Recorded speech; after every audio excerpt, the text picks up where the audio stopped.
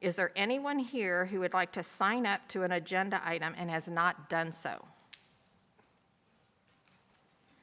Okay, the meeting will then officially be called to order. Please stand and bow your heads as Trustee Gerald Lopez leads us in the invocation and pledges of allegiance. Almighty and merciful God, we ask your guidance and blessings upon this board, students, parents, patrons, teachers, and administrators as we are assembled here this evening in the common pursuit of this great nation's wealth, our children. Amen. I pledge allegiance To the flag of the United States of America and to the republic for which it stands, one nation, under God, indivisible, with liberty and justice for all. Honor the Texas flag. I pledge allegiance to thee, Texas, one state under God, one and indivisible.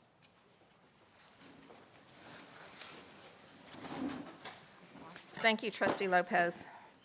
Before we move into the agenda, I'd like to get consensus from the board regarding our public comment section of this meeting. We have several people here that have said that they would like to speak to an agenda item. And to the board, what we certainly want to allow everyone to speak that wants to speak, because it's important that we hear their voice. But what we have the opportunity to do, because of the numbers, and we do have a meeting, we can limit the minutes to 1 minute. Any objection from any of the board? Okay.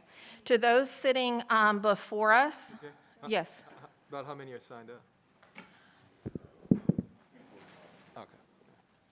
Okay. What was the number? I didn't, how Somewhere- many have signed up? I think 45 is there. 45. Okay. Okay, any comments? Okay, so to those sitting before, please, if you have a script, look at it and adjust your time to 1 minute. We have Joseph Medina is our secretary, and he will be coming shortly. And we'll go over the rules for the timing on that at a later time. First item on the agenda is the public meeting to discuss budget and proposed tax rate for 2021 and 2022. Yes, ma'am. I just was going to ask, will the citizens be heard then come before executive session?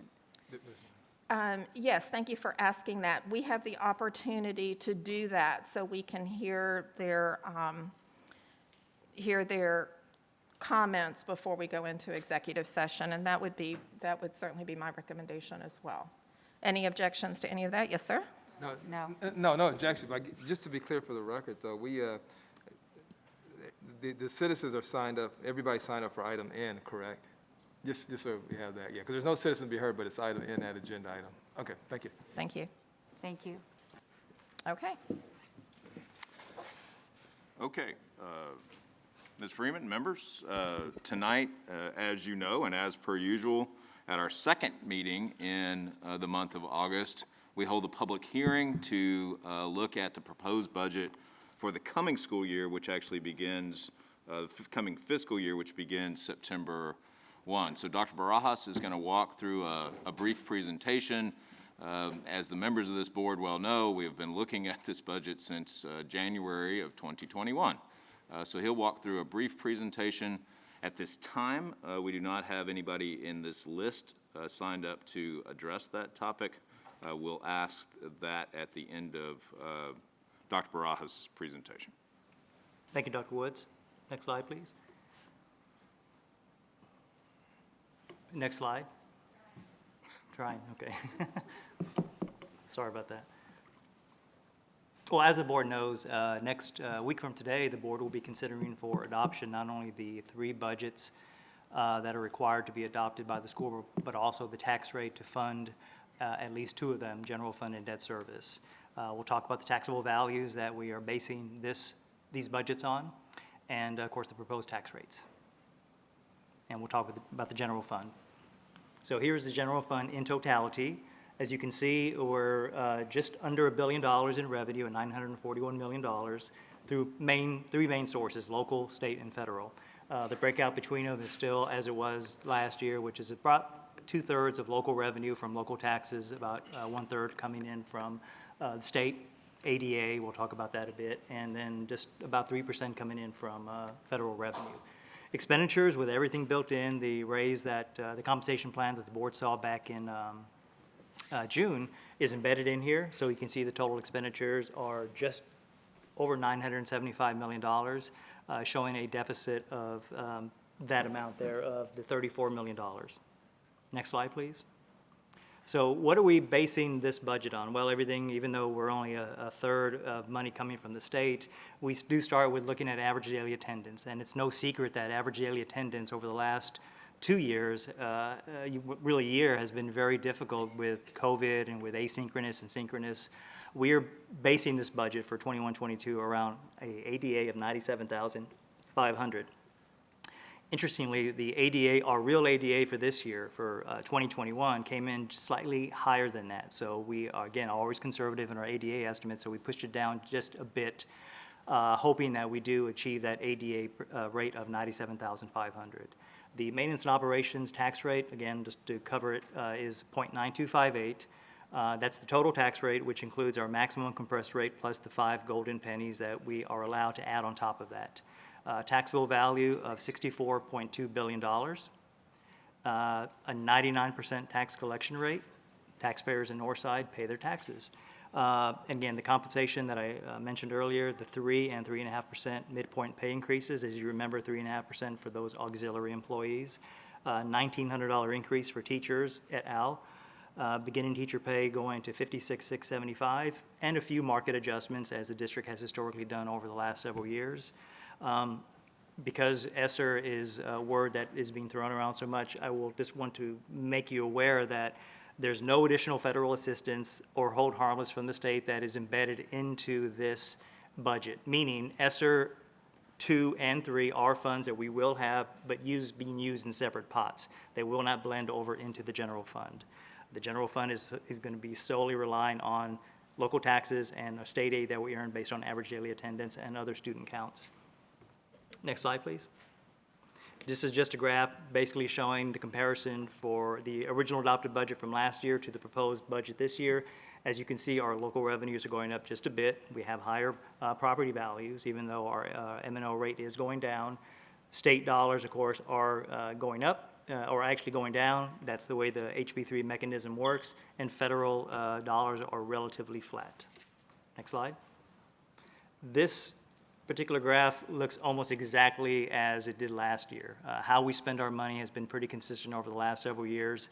When I compared this to what it was last year, I think those were exactly the same. So again, the spending patterns within Northside have not changed because, again, most of our money is going into instruction and school leadership, student support, so on and so forth. Next slide, please. So now we move into the second fund the board will consider for adoption next week, which is child nutrition.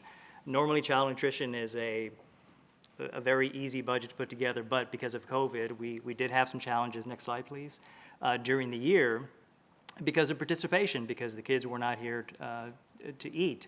So I'm happy to say that the results of operations for the current year that we're in, that will be ending in just a few weeks, are much better than we anticipated early on based on the number of meals that were being served and so on and so forth.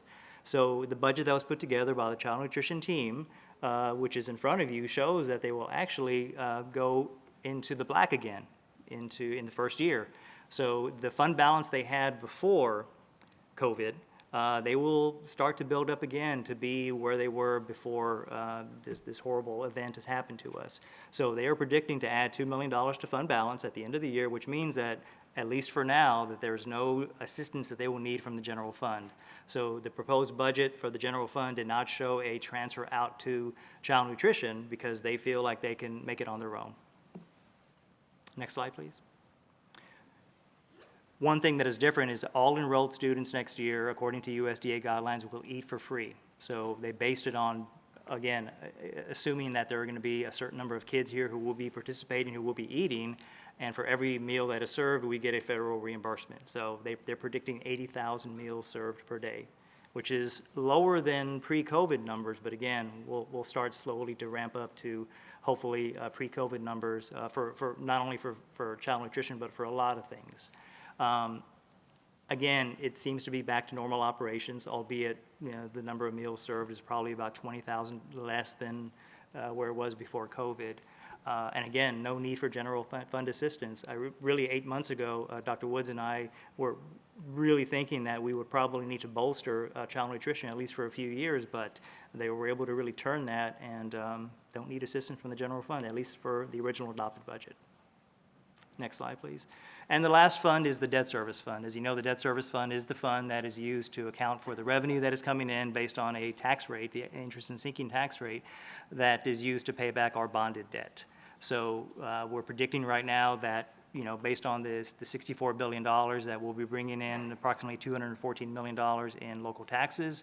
Our expenditures are $208 million, which means that we will add money to fund balance within the debt service fund, but we do that strategically because should this board call for a bond issue in the future, and should that bond issue pass, we have the ability then to use some of those additional dollars to accelerate principal payments, so we're not paying as much interest on any bonds that we go out and sell. And this is a practice that Northside has used for many years, as well as a lot of school districts across the state. So we're going to continue with that because it has served the district and taxpayers very well, because it limits the amount of interest we have to pay because we're paying off principal faster. Next slide, please. So again, the tax rate, INS tax rate that we are proposing is 0.3355. This is the 11th year in a row that that rate has been there.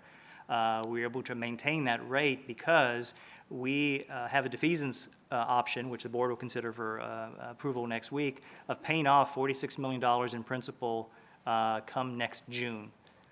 This is the highest amount of defeasance amount that we have brought to the board, but we have the ability to, again, just completely liquidate a variable rate series next year and completely pay off $46 million, and that's what we're proposing in the debt service budget. Because of the increase in the homestead exemption that the legislature passed a few years ago, we still are receiving a little bit of state assistance, which down the road will go away as our values increase, of about $1 million for what is known as ASAHI, or additional state aid for the homestead exemption. Next slide, please. Just looking at a comparison of budgeted debt service payments. No budget presentation is complete without a couple of graphs, so you can see the defeasance, the red is going up because, again, we have the opportunity to defease principal. Just like paying off, you know, your mortgage quicker, you're going to be paying less interest overall. Next slide, please. And this is just an overall picture of Northside's debt, the principal being in blue and the interest being in the gray. Of course, this is just a snapshot on that particular date, but because we still have authorization from 2018, we will be selling those dollars to continue the 2018 bond plan. And should the board call for a 2022-23 bond issue and that is successful, we'll be layering more debt in. But this is just a snapshot of where we stand today. Next slide. Just some things about taxable values. Next slide, please. Thank you. The values under appraisal review board, those are the values that have gone to the review board before they actually land on our certified values. For this year, were $2.6 billion. Last year, they were $4.6. There's no reason, I mean, you understand why it was so high last year, because people were protesting their value. So it has gone down tremendously. We have to estimate when these values come off of the appraisal review board and land onto the certified roll that we can actually apply a tax to. We make the assumption that they're going to come onto the rolls at a lower value, and we take that into consideration when we come up with the $64 billion in taxable value that we are building the budget around, both debt service and the general fund. Next slide, please. So you can see the taxable value last year that we built the budgets around was $61.245 billion. This year, we're expecting just under a 5% increase at $64.288 billion. That is just a snapshot on a particular date. In this case, both of those numbers represent the values that we expect to be at August 31st of 2022 at the end of the fiscal year. So currently, if we were to do the calculations, both of those the taxable value number for 2021 is actually a bit higher. But because that number is going to be decreasing throughout the year, we go ahead and basically hedge our bet and say, let's go ahead and build a budget around a lower number. It's just a very conservative thing to do, and it's pretty standard for us to go in and look at that number. And as a matter of fact, the taxable value that we built the budget for 1920 around, of the 61,245, the final taxable value was just actually a little bit under that, like 61.1. So it was a very good number to use rather than starting with a number that was in the 62 billion range. Because then we would have given tax dollars to the board to use for expenditures that would never have materialized, and we never want to be in that position. Next slide, please. So just looking at the average market value between 20 and 21 and the average taxable value of a residence here in Northside, as you can see, the percentages, roughly the same, 6.9 last year, about 6.6 this year. The exemptions are exactly the same as they have been over the last several years, with the homestead being at $25,000 and the other two exemptions still being at $23,330. Next slide, please. So now we're to the proposed tax rates. We still are under House Bill 3. Under House Bill 3, a portion of the majority of our M&O rate is actually calculated by TEA based on our property values. So in years past, we could essentially go through the truth in taxation calculations and come up with our M&O rate. Well, that was pre-House Bill 3. So now we have to go through a process by which we have to wait for our certified values to come in. We have to then enter them into a format from TEA, and they calculate what our MCR is, or our maximum compressed rate, to which we get to add 5 pennies, and that is now the proposed M&O tax rate. The 5 golden pennies you've been referred to as golden pennies. You've heard that term probably for the last several years. There are no changes to the calculation for the INS rate. It's a completely different kind of calculation. Basically, we need to calculate the INS rate that is going to support the debt that we have in addition to the defeasance.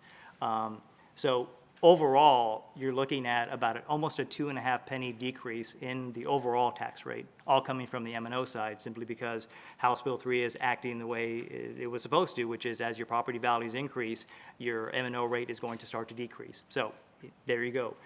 We can't predict necessarily, unless we know what is the expected growth rate for the state of Texas, to actually calculate what our MCR is going to be for the future years, because we don't know that. But it's safe to say that as our values increase, our MCR will start to go down. So as you can see, again, we have about almost a 2.5 penny decrease for 21-22. This is the same rate that was published in the notice in early August, so everything is lined up for the board to consider those rates for adoption next Tuesday. And that is the presentation. Thank you, Dr. Barajas. Are there any questions from the board? This item is, as you know, for discussion. This is not the first time we have seen these slides or these numbers. Gerald, since you are president of the Finance Committee, do you have any comments? Well, I was going to say that, Or chair of the Finance Committee, I'm sorry. yeah, I was going to say, a lot of what Renee and his staff has done is, like you said, is we're preparing. We're paying down our debt, which is what we do on an annual basis, and we're preparing ourselves, and we're building capacity so that we can continue to finance our growth in the future. So, and these are all important things that the finance department does in order for us to stay viable, financially. So these are great things. I appreciate your presentation, Renee, and appreciate your staff for doing this. I did have one other question, though. When we were talking about the food service, and we're talking about 80,000 kids that were going to be enrolled, is there a financial limit as to how much their family income is, or how is that based on when it comes to free and reduced lunch? Oh, Mr. Weary is here who can address that question. Yeah. I only ask because I think there's a certain income level, right? But if you're saying that this is every student that's enrolled in our district, regardless of income? That is correct, and I'll hem and haw until he reaches the microphone. Yes, that is my understanding that every child will be for free in 21-22. Good evening, Board and Superintendent. The answer to your question is that we're under a USDA waiver. Right. So school year 21 and 22, there's meals at no cost for all students, Regardless of family income. Right. regardless of family income, that's correct. Now, this is that meal. Now, the à la carte, that's something that they'll have to pay for, That's right? separate. Okay, yeah. That's 'Cause I level always get sets. stuck on that with my son. He's always getting the à la carte, and he's got to pay additional for that. It's like, hey, so, no, thank you very much. And Mr. Cleary, thank you so much, too, for your dedication this past year in your department. Y'all did a great job making sure our students were fed, and I'm so proud of your organization. And two, looking at your budget from a financial perspective, it really is good to see the $2 million in your account. That's good. Thank you so much for doing a good job. Thank you, sir. Let me ask though, so I know that, because before there were times when we struggled making sure that families filled out the necessary forms so that we could make sure that their kids were getting the free and reduced lunch. And since we don't have to do that this year, are we still not tracking any of that? What I don't want to do is, we were really making headway, I thought, on making sure that families knew what to fill out and to make sure that we were able to provide, the lunch and breakfast benefit to them. I just don't want us to lose ground then if this goes away next year. So under the waiver, there's no applications associated with the meals at no cost for this year. Now, next year, I don't have information how that's going to happen, but we do have free and reduced lunch applications for extra benefits this year, which is PBT, some other benefits that USDA may be handing out, that they can fill out a free and reduced lunch application. But for meals only, there's no application associated with it. Which just means we'll just need to make sure if we don't have this next year, that we just start an education program early to make sure we get Sure. all of our families Yeah. on it. Thank you. And I Yes, ma'am. concur with what Gerald said. Thank you so much. I thought Northside did a really good job of taking care not only of our kids, but our community over the last 18 months. And your employees and your department played a huge part in that. So thank you. Thank you very much. Madam President, I had another question. Yes, Okay. Dr. Harrell. Real quick, when it says meals, so we're talking breakfast and lunch, right? Or Breakfast, only lunch, and supper. And supper, okay, so breakfast, lunch, and supper. And because it's USDA, is there any, I don't want to presume that there's less quality, but is it the same high-quality breakfast, lunch, and dinner that we were providing, free and reduced lunch, or non-free and reduced lunch? We're same quality meals? It's the same quality meals throughout the district. Yes, Okay, ma'am. thank you. Yay. But it has to be the meal, correct? They cannot just go up to the line and say they just want pizza. That's It- correct. It has to be a the complete reimbursable meal. meal with all the components, otherwise it's charged at a à la carte rate. Right. Thank you. Thank you. Excuse me? Actually, last year, we started a separate program, and we had 56 schools participate. And this year, we'll have all of our elementary and middle schools participate. And they're under the same waiver that we can offer supper. And it's basically through the learning tree. If there's a program available, we'll offer supper to those kids.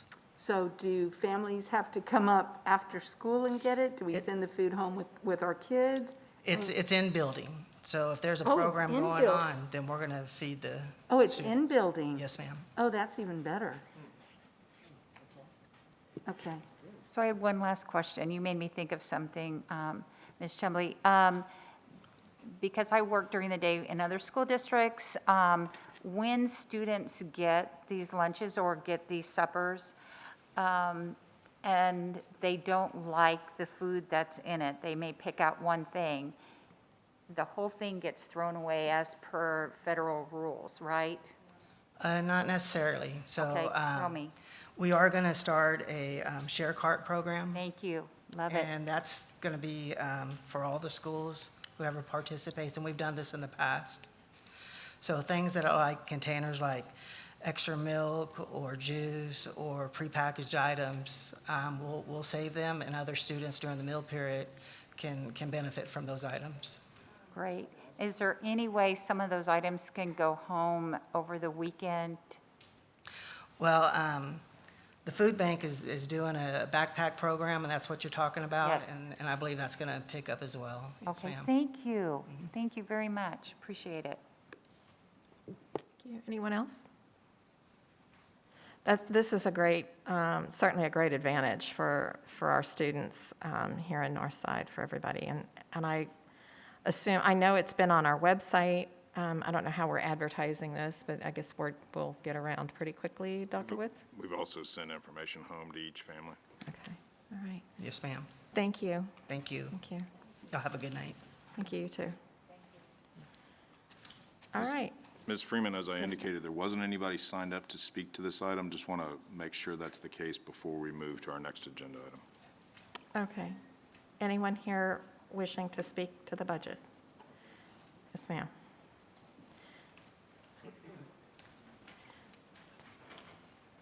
So I have a friend who's, Please state your name. oh, please, sorry, my name's Ashley Haugen. And the topic that you wish Oh, to speak. the free and reduced lunch, I just have a question.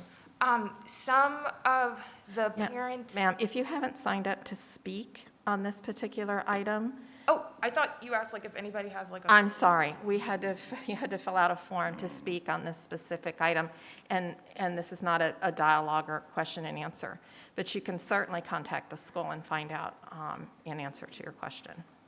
Okay, Thank you. I'm sorry for the ambiguity on that. All right, Dr. Woods? Next- Okay. Next item on the agenda, presentation of STAR scores, or did you have any more to say on the budget? No, ma'am? Okay. Dr. Jordan?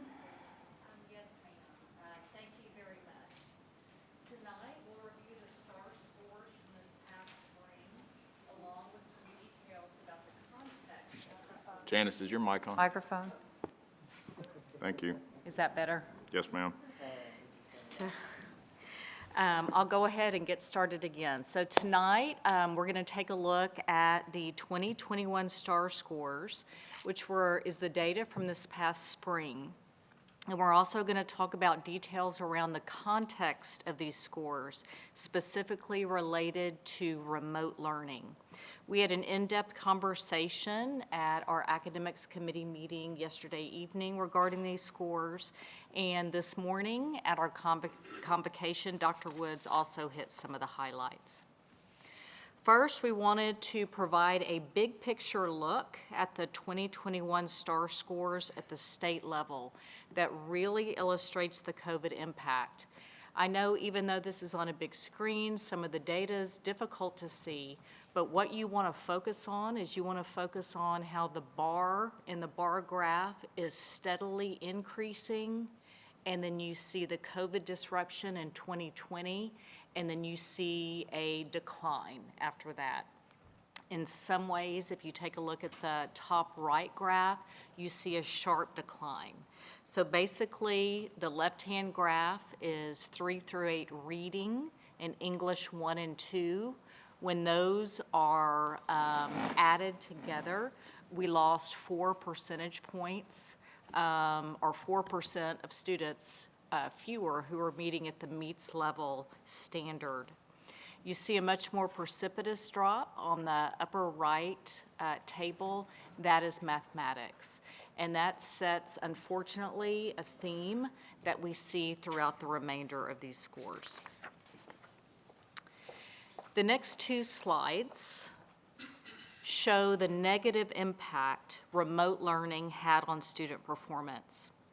TEA put districts in cohorts, and they were cohorts of the percentage of students who were in person and the percentage of students who were virtual. The first table shows student performance in reading and mathematics for districts who had fewer than 25% of students in person for most of the year. Or you could say these districts had 75% of students in remote learning. Of those districts in this cohort, you'll see that there was a 9% drop from 2019 to 2021 in reading, and that there was a 32% drop in mathematics from 2019 to 2021. The next table on the right-hand side of this slide is really the inverse. These are districts who had more than 75% of their students in person, or you could think of it as they had less than 25% who were remote. You still see a dip in student performance because that is the COVID effect that we're seeing across the entire state. But the dip is much less precipitous, losing 1 percentage point in reading and 9 percentage points in mathematics. The next slide are simply the two other cohorts that are situated in the middle. The left is for districts with 25 to 50% of in-person learners, and the right-hand side are districts with 50 to 75% of in-person learners. What this data shows in these four tables is that student performance is highly correlated to the percentage of students who were receiving virtual instruction. And that correlation shows that students in virtual instruction performed less well in reading and really less well in mathematics than their in-person counterparts. The next slide shows, and this is Northside specific data, shows the percentages of all students. I'm sorry. Yes. It's a different presentation. I apologize. I think it's a different presentation altogether. So if you okay, that's right. We'll find it. Sorry. Yeah, it's had some new pieces added in. So the next slide shows the percentages of all students in each student group who were in attendance. So the yellow is the percentage of students who were actually absent. The green are the students who are physically present, and the purple are those students who were learning remotely and counted in attendance. District-wide, we had roughly 26% of students who attended in person and roughly 70% who were learning remotely. And so this puts us very close to the first cohort that we saw of the statewide data, where you saw 9% drop in reading and 32% in mathematics. You will see, luckily, our drops are not that precipitous, but we would be counted within that cohort. The next slide is the same attendance data, yet instead of being broken down by student group, it is broken down by level. So what you see here is over half of our elementary students, 3/4 of our middle school students, and over 90% of our high school students were learning remotely this past year. So what we know from this data thus far is that COVID and remote learning had an overall negative impact on student performance. And you will see that borne out in the following slides of our specific STAR data.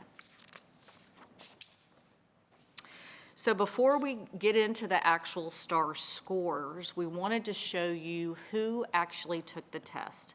So the red bar is the percentage of students who took the test in 2019. The blue bar is the percentage of students who took the test in 2021.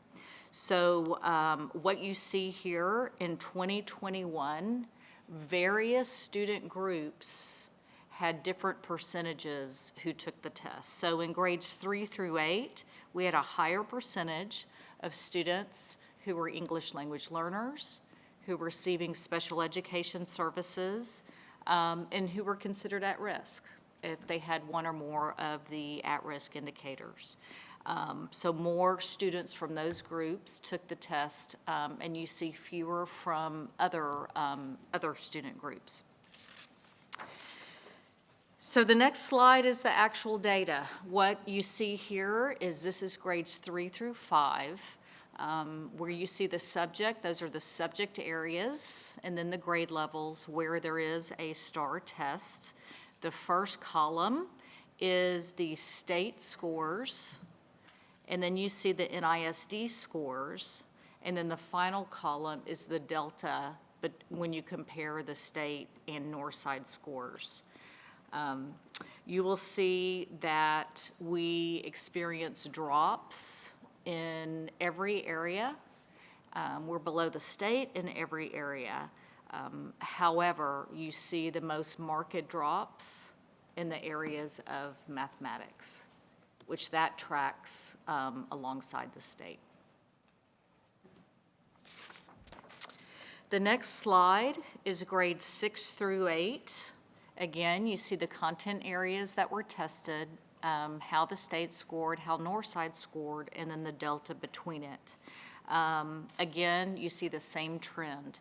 The 21% decline, that can be a little wonky because we have our highest performing students who would be taking the 7th grade test are typically taking the 8th grade test or they're in Algebra 1.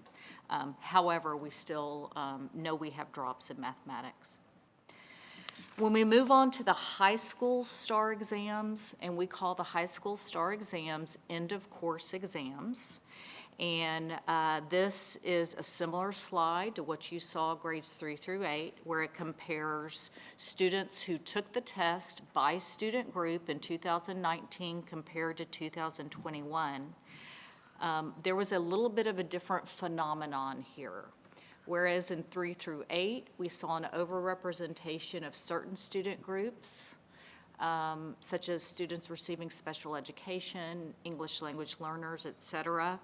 For EOC, we see more representation from GT and less representation from other student groups. The data here, you'll see that math continues to be a concern, but you also see that the drops are really the comparison to the state.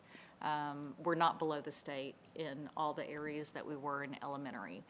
So certainly this data is important. It's a starting point for us, but it literally is just at the surface because it doesn't represent all of our students. It overrepresents certain groups, underrepresents other groups, but it is certainly a good piece of data to blend with other information to create a clear path forward. So in doing the analysis and really thinking through what are the contributing factors to decline, the two most obvious was the COVID disruption, of which everyone experienced across the state. But the second was Northside had a very high percentage of students in remote learning. At the high school level, over 90% of students were remote learning. And as you saw, there is a correlation. We know there are individual students who did very, very well, but overall, there is a correlation between performing less well. In Northside, last school year, we emphasized health protocols and safety.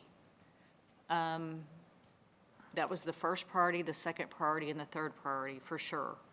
We know that teachers were teaching both in-person and virtual students simultaneously.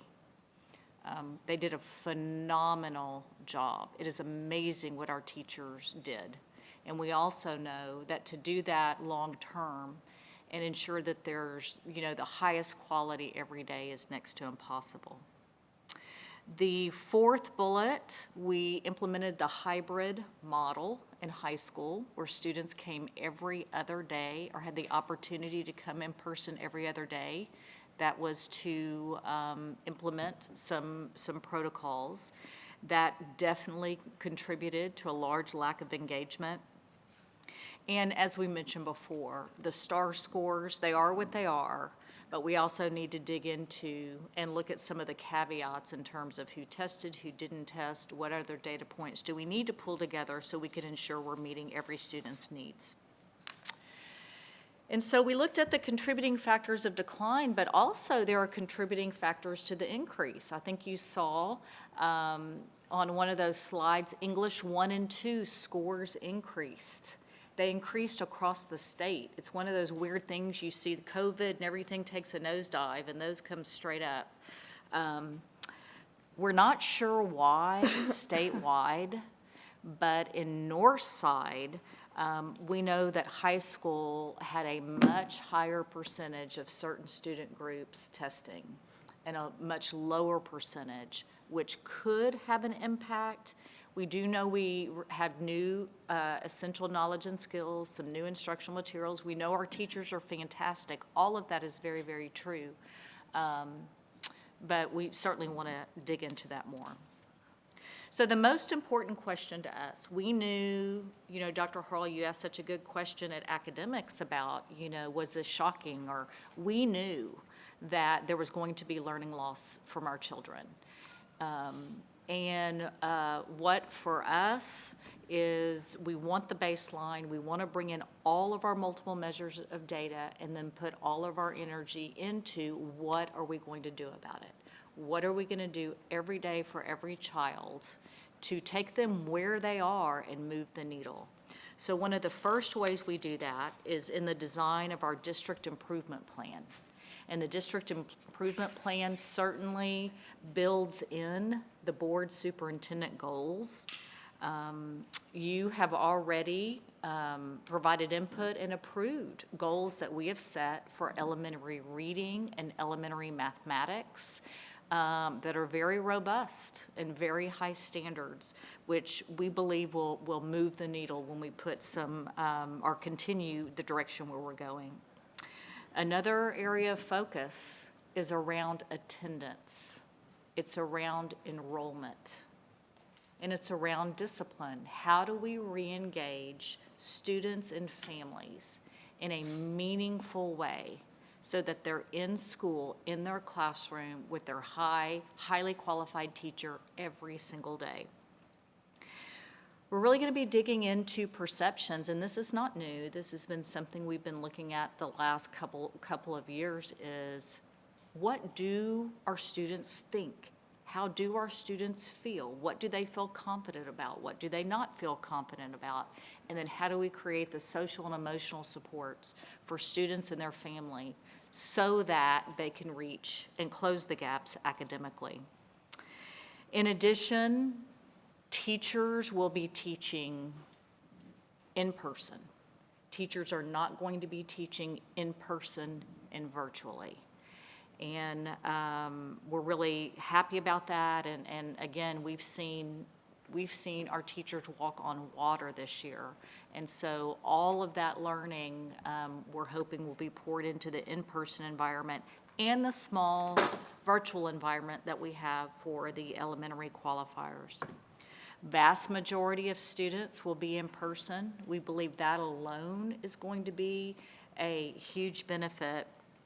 And then you guys approved the ESSER 3 plan that we put in that Dr. Woods mentioned this morning. There's only a requirement for 20% of those funds to go directly to students towards intervention. The vast majority, over 80% of what is in our ESSER plan is direct to students for interventions that are aligned to kind of turn this ship around. So are there any questions?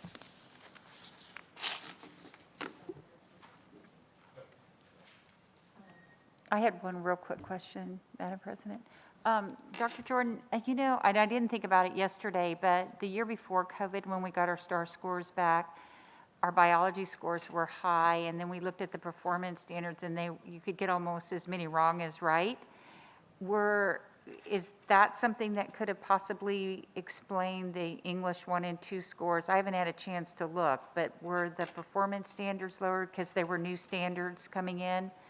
Sometimes. Well, it could, and you'll see our biology, again, we were above the state.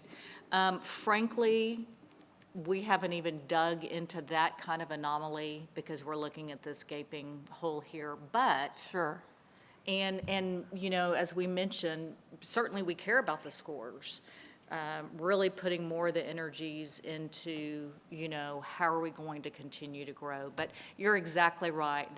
As they, move the different passing standards, as they, how many field questions do you have versus the other, all of that kind of, builds that metric of what might explain ups and downs. Yeah, comparing STAR scores year over year, especially with COVID intervening, is not the most productive way to look at them, right? And that was true pre-COVID.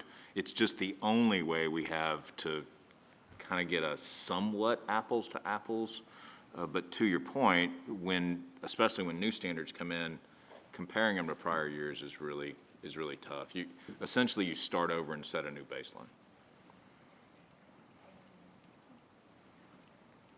Mr.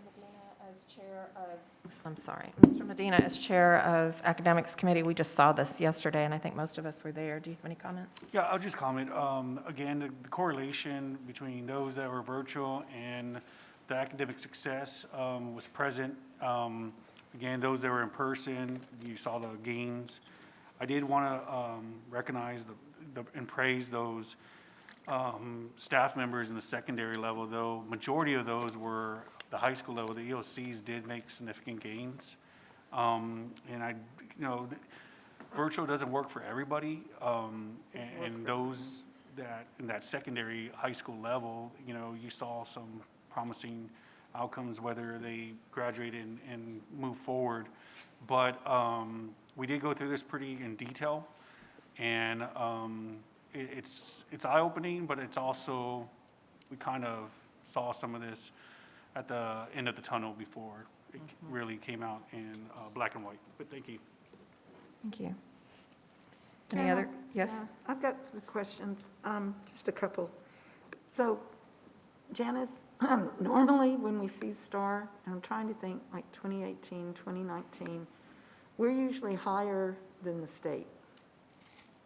And it really is disturbing to see that when we're not. So, outside of the contributing factors that we have, what were the contributing factors with the rest of the state where we see such a decline in math? And you were saying that some of it is because we have some of our students that are testing in the different area, but I think if I'm not mistaken, it was 21% was the difference between us and the state, and we just don't have that. Well, so and that was one of the things, Ms. Chumley, to your point, exactly, when we began to think of contributing factors, everyone had COVID, so that's, but here's what set Northside apart. We're one of the only districts I know of that did the hybrid model. I thought that, I thought when we talked about the hybrid model that there were other districts that we actually kind of took things from that were doing it as well. When districts started the school year, many started, well, obviously, everybody started similarly closed up tight. And then districts had a different kind of speed at which they ramped up back to normal, whatever that is. Right. And so doing hybrid all year long, I think was something, or close to after spring break, was something that set Northside apart. I think when looking at the state data, we were in that first quartile of all the districts that had the majority of their students remote, and there's a direct correlation between that and scores. And then the third piece, every district, again, has different students who tested and didn't test. So those are some things that I think are kind of create the unique context of Northside. I agree with you, and we mentioned yesterday in academics, although the drops themselves weren't shocking, we knew that was coming just from our formative data. Seeing the areas where we're below the state. That was what was really. And seeing double-digit areas. And so we've been kind of teasing apart, what is it, everybody was in the same boat, so to speak, with certain things. And so what was unique to our context really for the reason, so how do we then begin filling those gaps? What was interesting is just, and it's anecdotal, but knowing trustees in other school districts, the small districts, a lot of those districts went back early, in person, and ended virtual. Oh, yes, ma'am. Yeah, and that's interesting.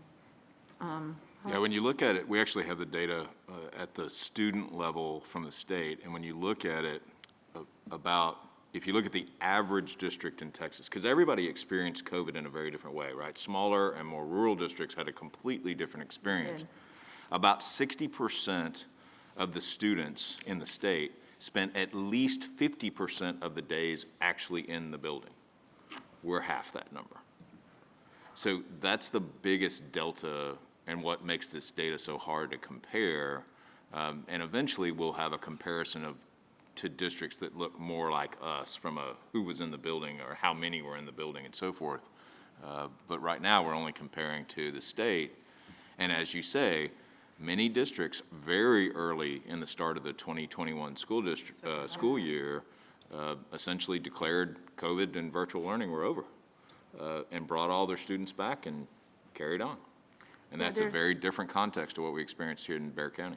It'll be interesting to see some of the districts that were not in Bexar County, but close to us, that opted to just go back and see what their scores look Well, like. as this board knows, you don't have to travel very far in the state from an urban area to find incredibly different experiences with regard to COVID, right? Even within counties, you can find districts that look really, really different in how they operate it. Well, the one thing is I know that all of us, there was always positive intent in everything that we tried to do, what was best for our students. And what I would like to see come out of this, though, is that we really learn from this data in relation to the virtual piece of it. If we ever needed to stand up, a true virtual school, is look at what we can learn from this in relation to that. And then, God forbid, but if we ever have this type of pandemic, though we are not out of it, but again, that we can use what we've learned to really know how to do better. Yeah, agreed. We agree. On it. And then I just have one question. In one of the screens, I should have asked you while it was up, Janice. One of where you had the different student groups, and you had EL, which I believe is our limited English proficient students, right? Lingual. And they actually, their participation rates were really high. And actually, and I think, I'm just trying to think, it's just hard because this is so different. But I'm trying to think back to 2018, 2019 on the participation rates, if that was higher than what we may have had in those years. Yes, ma'am. And back in 2019 and previously, everybody was pretty much close to 100%. I'm glad you mentioned that because, yes, you see in grades 3 through 8, you see higher EL, higher special ed. Not only do you see higher participation on STAR, you see higher attendance. Part of our strategy was when we began bringing students back into the building after the moratorium, we started with our highest need learners. We sure did. So those students got into the building and they spent longer with their teachers in the building, and all of that was by design. And the great news is, it means they were with our fantastic teachers face-to-face the longest of any other student. So we do see some positive things that we've learned in Yes. relation to this as well. Yeah, Absolutely. that was very much, y'all will recall, we had a phase-in plan, and those student groups were on Were brought purpose in by sooner. design, who we asked to come back first, and largely they did, and it improved their attendance all year long, not just in the early part of the school year, but throughout the school year. Well, I know that in this state, we live and breathe by test. And I guess what I would want to say is that I think our staff and our teachers did an amazing job with taking care of our students, and I would not want any of them to look at this and take this to heart, that this is a statement of, and I don't, success isn't the word, but a statement of their effort. And that's, that taking a STAR test, I'm sorry, I cannot breathe. Taking a STAR test result and using it in any manner to make a statement, a negative statement about public education, I would really hate to see someone do that. And I just really want our teachers and our staff and all your staff and Dr. Woods, the effort that was put in to try to make the best decisions on how to take care of our kids throughout this past 18 months. And I don't want this to say something that is not true. Yeah, I appreciate that. I don't know how else to articulate No, that, but I think- I don't want people to be saying our STAR tests were terrible, so look, we were not successful with our kids, and I don't think that's true. And those teachers that taught virtual and in person and practically killed themselves in trying to do for our kids, I just don't want them taking any of this Agree. to heart. Thank you. Yeah, I think that's well said. That was actually how I was going to close is, while the data is sobering, it needs to be viewed in the context in which it occurred. Everybody did the best that they could in a completely unprecedented situation. Everybody made the best decisions that they could. Everybody worked as hard as they possibly could. So this is now a new baseline. This is a starting point for us to work towards improvement. We know, and I mentioned it to staff this morning, we know that in mathematics in particular, we really got to dig in. We've got some real work to do because a lot of loss occurred in mathematics, much less so in reading and science and social studies and so forth. And so there's a lot of work to be done there. But I agree, and I appreciate your comment there. It is well said that this should not be the cause of somebody to reflect poorly on the work from last year, but to set a baseline for where we begin to improve. Okay, thank you. Anybody else? All right. Next item on the agenda is the administrative boundary proposal for Sotomayor High School. Yes, ma'am. Mrs. Freeman, Dr. Woods, trustees. So 1 year from now, in August of 2022, we will open our 12th comprehensive high school, Sotomayor High School, primarily to relieve Harlan High School. And so tonight we bring you the proposed attendance boundary. And our plan is to move this to the SBAC committee in mid-September, have a hearing in early October, and hopefully bring you the results of that for final approval in the regular October meeting. So here to present the presentation on the proposed attendance boundary is Ms. T. Ricord. Ms. Ricord. Thank you, Mr. Galindo. Good evening, everyone. Thanks for being here. For some of you who are in the policy committee, this will be a second review of this proposed boundary, and I appreciate that I can present it to all of you this evening. As Mr. Galindo said, Sotomayor, you can, there you are. Yes, thank you. Sotomayor will open in 2022-23 with a target enrollment of 2,800. In this map, we'll see it over the next few slides, just to give you some orientation. Sotomayor High School is located here at the corner of Gulm Road near Government Canyon. It's located on Tall Timber Lane is the actual address. And it is, these blue lines indicate the current high school boundary lines. So you can see where Harlan is located here off of Culebra, Taft. 1604 is right in here. O'Connor High School is located here on Bandera Road, goes up through Highway 16. And in the boundaries, Harlan extends from north to south. Taft is here, centralized in around 1604 and Alamo Ranch. And of course, O'Connor High School is from 1604 up through Scenic Loop Road. In this proposal, we'll look at the details of the proposal. neighborhood by neighborhood, and then we'll show you the effects of our proposal on the sending and receiving school. When we look at the reason to build and create a boundary for Sotomayor High School, we look at the current enrollment and projected enrollment figures for the high schools that we're relieving. Harlan High School is projected to have over 3,500 students this coming year. Over the next 5 years, it will increase to nearly 4,700 students, given the projected building and development in its attendance zone. So obviously, there's quite a bit of relief needed at Harlan High School.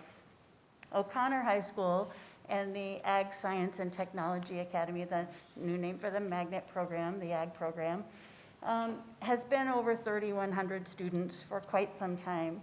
And we would like for that high school attendance area to reflect more of the target enrollment of 2,800. And this is an ideal opportunity for us to provide some relief to O'Connor. Over the next 5 years, it will go from about a little over 3,100 to growing a little bit more to about 3,250. Taft High School is on our list as well. And while it really does reflect the target enrollment of 2,800, even across the 5-year period, there is a very small area that we will include in the Sotomayor boundary, and we'll address the reasons why as we look at the boundary more closely.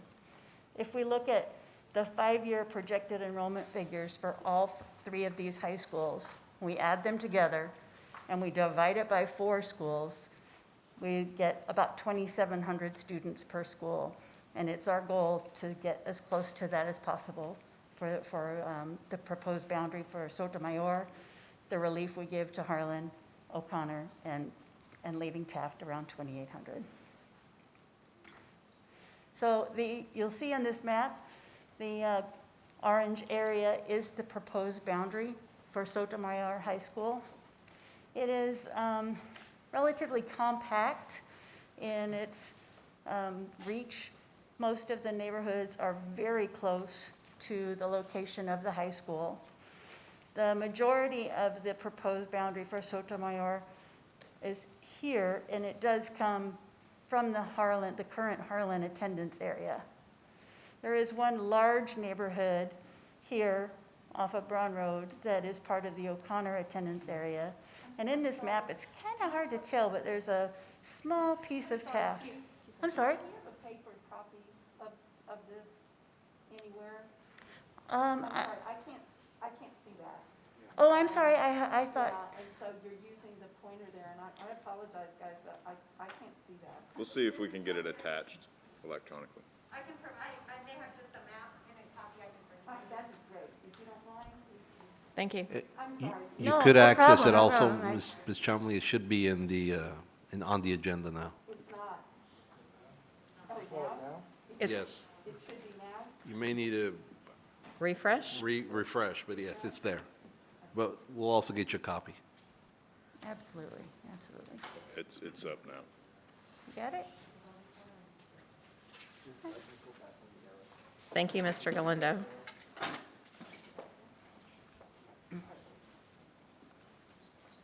I'll give you a second if you want to pull it up and, Okay, if you don't mind, thank you. sure. I'm sorry, I can't see this, but, I totally get that. I'm doing this with my glasses. absolutely. Ah, that is perfect. Okay, I'm glad you're able to see it close up. So I was talking about the tiny piece that is the current Taft boundary that we're including in the proposal for Sotomayor. It is just right here along Culebra Road and 1560. And we'll take a zoomed-in closer look at the proposal for this Sotomayor High School. As we zoom in, we really get an idea of the location of Sotomayor and the neighborhoods that are included. All of the neighborhoods that are listed here are part of the Harlan boundary currently, and they're all in the proposal for Sotomayor. And as we start here by Government Canyon, very, very close to Sotomayor's location, we start with Canyon Park Estates, Prescott Oaks, Davis Ranch along Gulm Road, and then we go down Gulm and Shanefield, and we have Silver Canyon, Laura Heights, Brycewood. Vantage at Helotes is a new apartment community that will be coming soon at the corner of Gulm Road and 1560. Then on Shanefield, it's the Hills of Shanefield, Wild Horse Vista, Shanefield Place, Paso Fino Apartments, and Wild Horse at Tausch Farms. And those are all of these communities along here. We go back up to Gulm Road and we start with number 13, which is Remuda Ranch.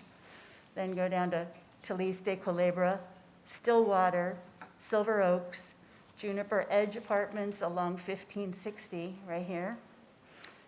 Tribute Ranch, also along 1560, and Cross Creek, which is in a neighborhood on the opposite side of 1560. And then we come back up over to Old FM 471 and Culebra Road, and there's a new community under construction right now. It is called Winding Brook. Number 20, almost forgot number 20. It is a coming soon neighborhood called Gramercy Village, and then Cobblestone, which is along Culebra Road. So those are all of the neighborhoods strictly from the Harlan attendance area. Go to the next slide. We look at the communities from O'Connor. We've outlined the area in red. Number 23 is a very, very, very large neighborhood called Wild Horse.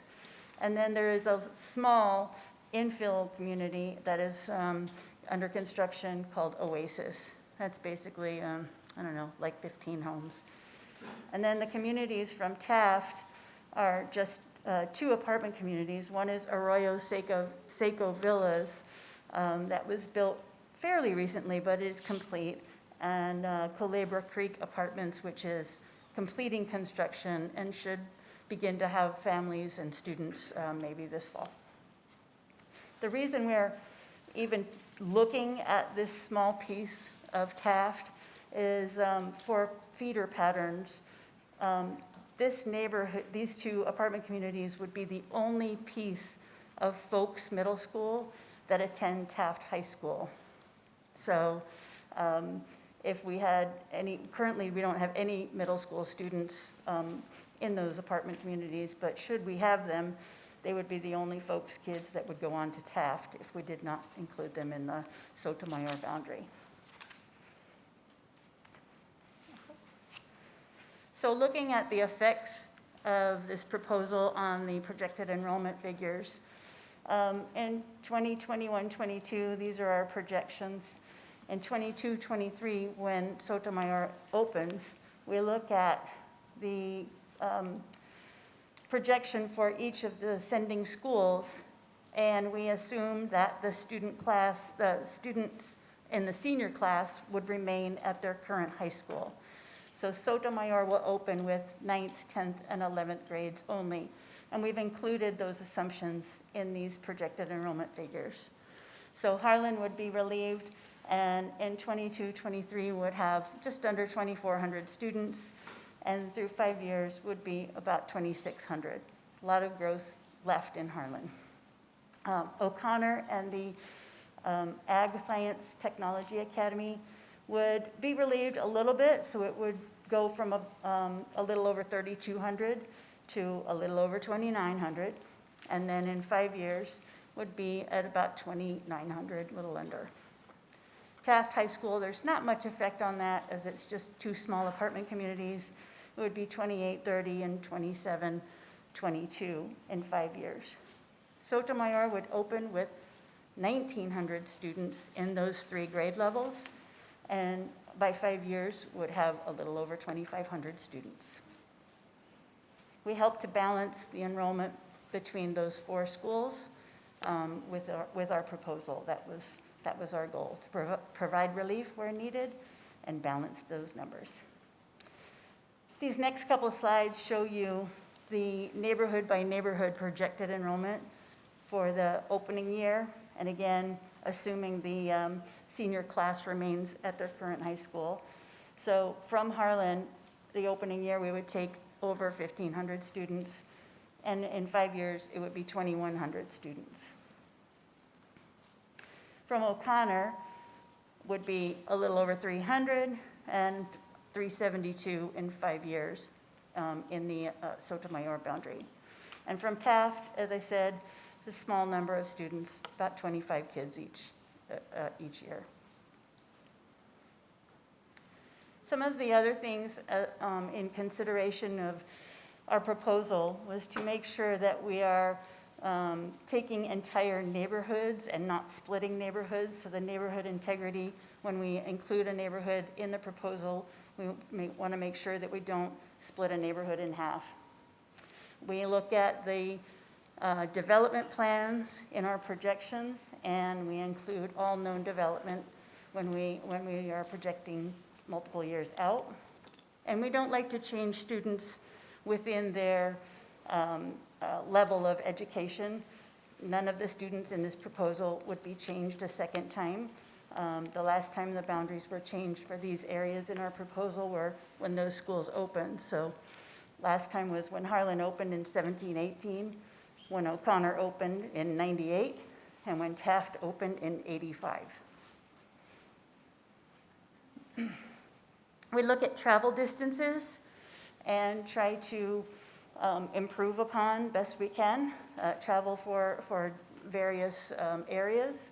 And we took a look, we asked the transportation department to take a look at certain neighborhoods and the entrance point basically from those neighborhoods to the distance from the schools that they're serving. So Cobblestone is an area along Culebra Road. It's about 1.8 miles to Harlan and 1.6 miles to Sotomayor. Wild Horse Vista is off of Shanefield Road, be 5.4 miles to its current high school, which is Harlan. We improve upon that, it's 2.7 miles to Sotomayor. Wild Horse is the large neighborhood from the O'Connor attendance area. So we looked at 2 different points in that neighborhood and the distances they would travel. And so from the north end that's closest to Braun Road, they're 2.3 miles to O'Connor, 4.4 miles to Sotomayor. And from the southern end of that neighborhood, it would be at about equidistance to each of the high schools.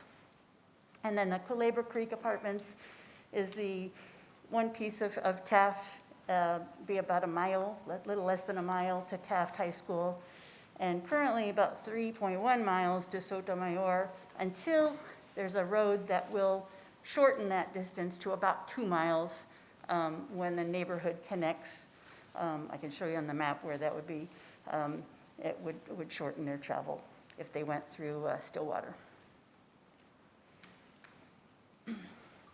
The feeder percentages we're looking at here show the number of, or the percentage rather, of middle school students that would feed each of the high schools.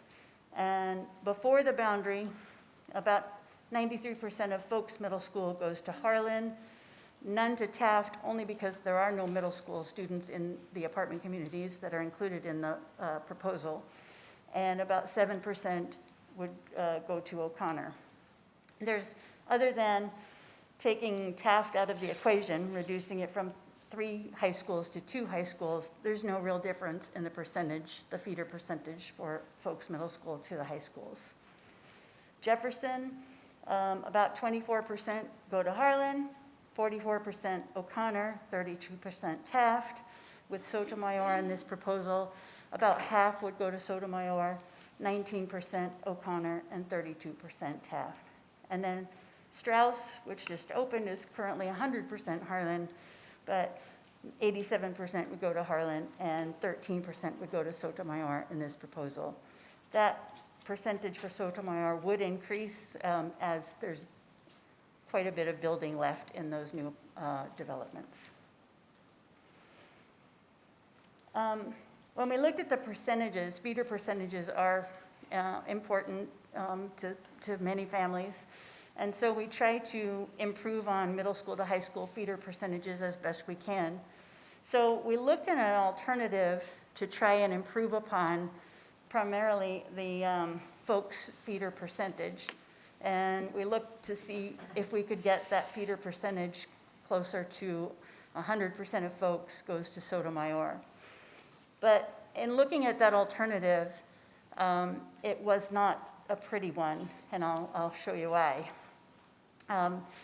Because the Wild Horse neighborhood is so large, and that's part of Jefferson, we wouldn't be able to take that out of O'Connor to provide it relief if we were taking areas of Folks Middle School.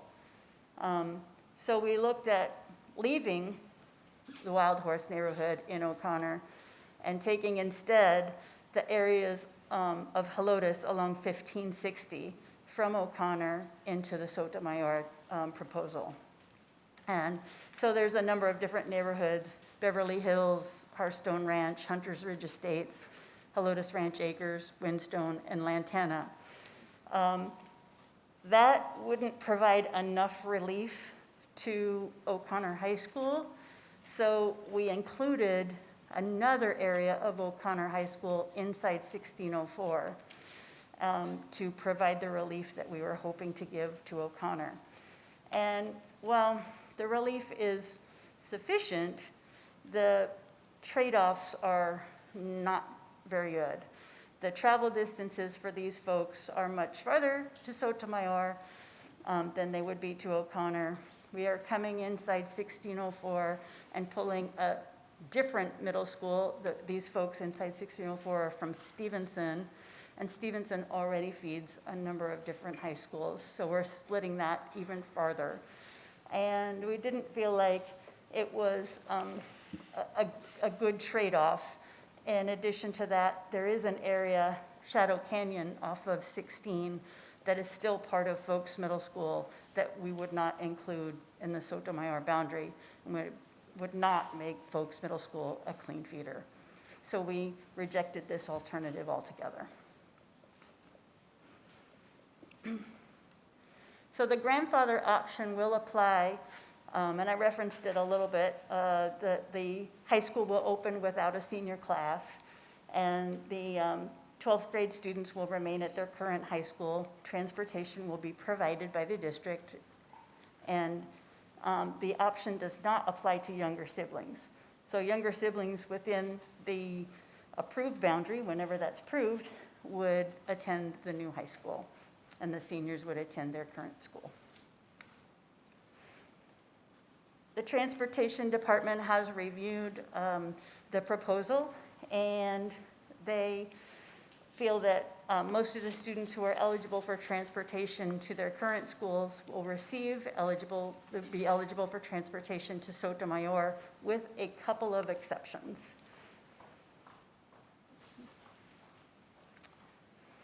There are a couple of neighborhoods that are walkable or may become walkable in the future. One neighborhood is called Prescott Oaks. It shares the boundary basically with the Sotomayor property. There's this road here, which is Juniper Breeze, and there's this road here, which is Emmett Pass. And those are streets that are immediately adjacent to Sotomayor. So they would be within the 2-mile radius and would be eligible to walk. Students from Stillwater, which Stillwater is a neighborhood that starts down here by Culebra and winds around this way.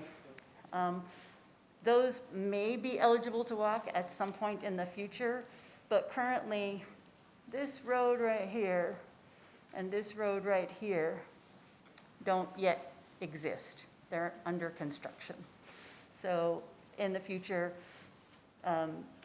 Silver Oaks and Stillwater may be eligible to walk depending on adequate walkways, but that's something transportation will review prior to the opening of Sotomayor and probably afterwards. And that concludes my presentation. If there are any questions, something I could clarify for you, or a question I didn't address, I'm happy to. Dr. Harrell, as chair of policy, I know we discussed this in policy. Yeah, I had a real quick question. Great job, very thorough. Thank you for doing this so much. I know on I believe it was slide 12, you have the travel distances. I was still kind of surprised that it's the most travel distance would be around 4 to 5 miles. That's a very short distance for a high school boundary. I know, so I just wanted to make sure because Yes. this is the second time. And then really that equates to how much bus time? Maybe 20 minutes tops or, I mean, less More- than that. That is like unheard of, so. More than that. I'm You not- need to drive that traffic out there. It's terrible. Well, that's what I'm wondering. So, The transportation department would have to address that Okay. question, not knowing like where the stops would be or the route that the bus would travel. I really don't know the answer, which is why we look at miles rather than time, because it really does depend on what time of day you go sure, and what. sure. I did think that we had a recommendation last time with a high school opening that we look at travel times too Oh, at different points, just because miles and time, like you said, don't equate. And we were hoping a kiddo wouldn't be on a bus for an hour and a half or, that kind of thing. So That's a good point. even though now our buses will have internet, right? And air conditioning and all that, I still think, sitting on a bus for a long time. I just want to make sure there wasn't any like typo or anything. This So, is a very compact high school boundary. Good. It's very resident dense community. Very scenic too. Drove out there, very nice. So, all right, thank you very much. Anyone else? Oh, Karen, thank you. You're welcome, Dr. Keith, so on the numbers for Santa Mayor, Yes. I think historically, because there's still more subdivisions being built and sold out in that area, isn't there? There are. Could we actually really, and I think too, what is that old thing we've said, if we build it, they will come? And so actually, we could have larger numbers with Santa Mayor on that first year than that 1,900. Well, Or, I mean, that is, how close do you think, T? that is a good point. As we've been monitoring current registrations and, trying to evaluate registrations at Harlan High School, we are noticing that they are coming in quite higher than our projection, about 100 students higher. So would that all be in the Sotomayor piece or the Harlan or split evenly? That's something that we will evaluate as we go forward. It isn't unusual, as you said, when we open a new high school especially, but it happens at other levels as well, there's an effect, a draw for new families to move into that area as well.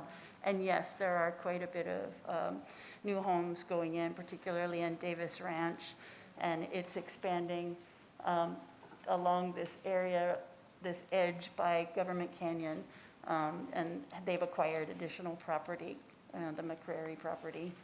The other thing that's important to remember about that 1,900 projection in year one is that that's 3 grade levels, right? That's 3 cohorts of students, not 4, Yes. like it would be in subsequent years.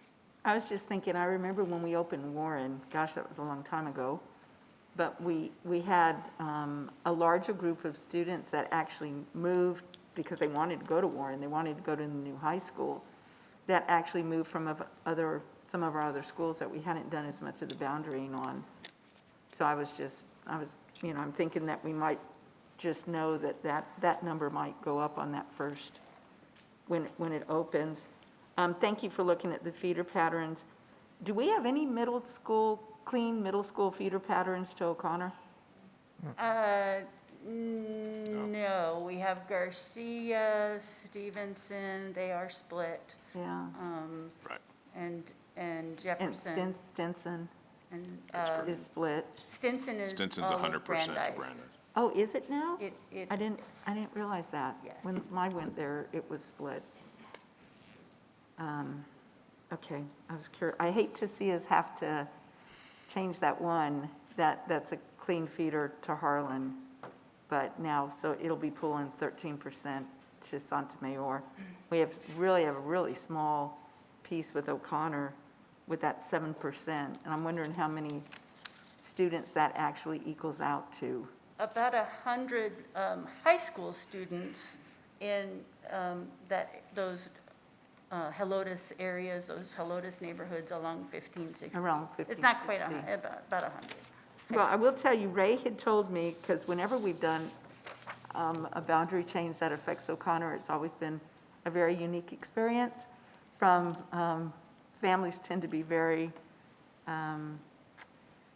loyal to O'Connor, and they are to Harlan is too. But actually, this looks much cleaner than what I thought it did. So thank you both, Debbie, T.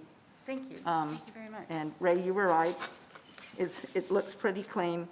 The only thing, though, that worries me, so I like O'Connor's, I like Sotomayor's, I like Taft's, but then Harlan now has this long, like this. Yes, ma'am. And so I know that we've talked about that we probably have one more high school in our, the north side lifetime. 211 and 90, I think, is what we had talked about somewhere. No? That's pretty far out for us to Well, I speculate mean, on. it's a long way out, but I guess what I'm just trying to say, I'm just trying to picture what that, it's a very awkward, Harlan's boundary now is very awkward, with that tail on the bottom and then the big piece on the top. Right. The future projection of Northside and Harlan in particular would depend on the development of areas, particularly along 211 North, Highway 16.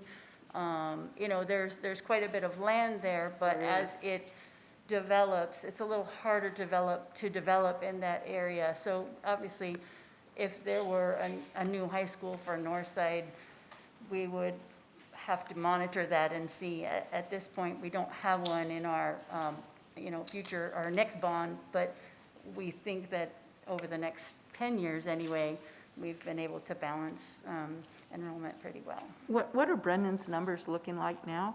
Brendan will be at about 3,100. Actually, I'm wondering if I'm thinking of that long-term. Yeah, about 3,000 this year, 3,100 or so through 5 years, possibly 32. And again, it will depend on charter school pull and development. Okay. No, that was it. Thank you. Thank you, Mrs. Chumley. Thank you. Anyone else? Thanks, T. Debbie, Thank well you all done. very much. I appreciate it. Mr. Blunt? And, no, just a quick request, oh, you don't have to go, you're okay, I don't need to respond, just a quick request. Yeah, no, you're fine. Just, I know we have to keep watching that Claver Creek, because there is some advantageous in that Taft area being close to the school with, and I don't know enough about that apartment complex, and I know it depends on the road, that's just a request, and we'll see as it goes along. Right, well, it was primarily to prevent, if a middle school student moved into that apartment community, being the only one I'm with- child or family to go on to Taft by themselves. That was really why we Right, okay. chose to include that. There were no middle school students, but certainly, apartment communities especially, you don't know who will move in. No, I'm with you. Okay. Thank you, appreciate it. Thank you. Thank you, Bobby. Before you leave, so this goes to the community Yes. when? The public hearing is scheduled at Harlan High School at 6:30 PM on October 7th. Families will be notified if they are affected by this proposal from middle school, 7th and 8th grade forward. They will be notified through email. Okay, thank you. Thank you. Thanks, T. Thank you. All right. And we've come to the opportunity for public comment on our executive session agenda item. My assumption, Dr. Woods, is most everybody is speaking on COVID protocols. Yes, ma'am. Do y'all mind if we just take like a real quick break? Since we've got quite a few speakers and it's going to be, and I don't want to get up in the middle of someone speaking. It's okay, so, I just need to run to the restroom real quick. Couple We can take a minutes? 5 minutes. Yeah, Sure, a couple minutes sure. break. okay, Okay, thank you. we'll recess for about 3 minutes, Ms. Chumley? And, you know, while you're gone, okay, go ahead, and, yeah, I'll take a break, too. I was going to go over the rules for addressing the board, but we'll all take a few minutes.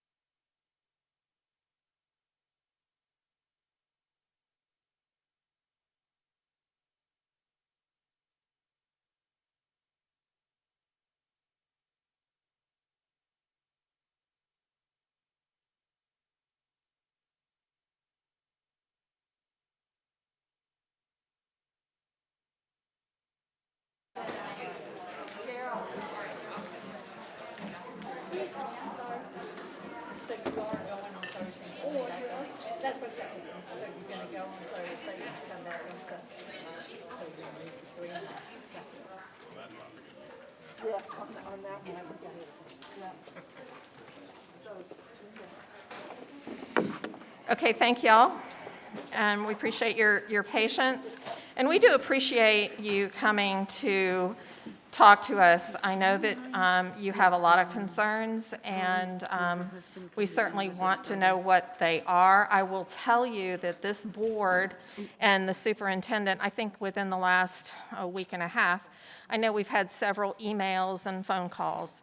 And we really tried our best to answer all of them. I tell you, our email boxes were relatively full. So if it's been one of y'all who have emailed us, I hope you got a response, but if you didn't, it's because we were busy answering other emails. So the rules for addressing the board. We value your opinions, and we will listen to what you have to say, although we are restrained by law from taking any action. Please address your remarks to the board. Confine your remarks to the specific agenda item. Limit your remarks, we decided, on 1 minute. And at, let's say, when there's 15 seconds left, Mr. Medina, our board secretary, will hold up the yellow card. You know you have 15 seconds left, and you need to wrap up your remarks. At the end of 1 minute, Mr. Medina will hold up the red card, and your time will be up, and we'll ask the next person to come. I know that minute goes by very fast. We ask, let's see. Do not make personal attacks on individuals. And, you know, it's real natural to show some type of perhaps an applause or approval of somebody who's speaking that you support, but we ask that you do not do that. And by the same token, we're saying no positive responses and then no negative responses either. And we will move this along as quickly as possible. This, after everybody has had the opportunity to speak, this board will go into executive session and talk with our attorney about some legal matters concerning this particular item, and then we will come back for discussion, and if there's any action to be taken, we will do it at that time. Okay, so first person to speak, Dr. Woods. Ms. Freeman and members, because we have some folks in this room and some folks in another room, what I'm actually going to do is announce around 3 folks at a time. And if the members the audience who wish to speak would be ready in the order that you're announced, that would be greatly appreciated. So our first speaker is Ashley Haugen. She will be followed by Melina Espiritu Azacar and Wanda Longoria. Okay. Ashley, are you? Oh, please. Come on up.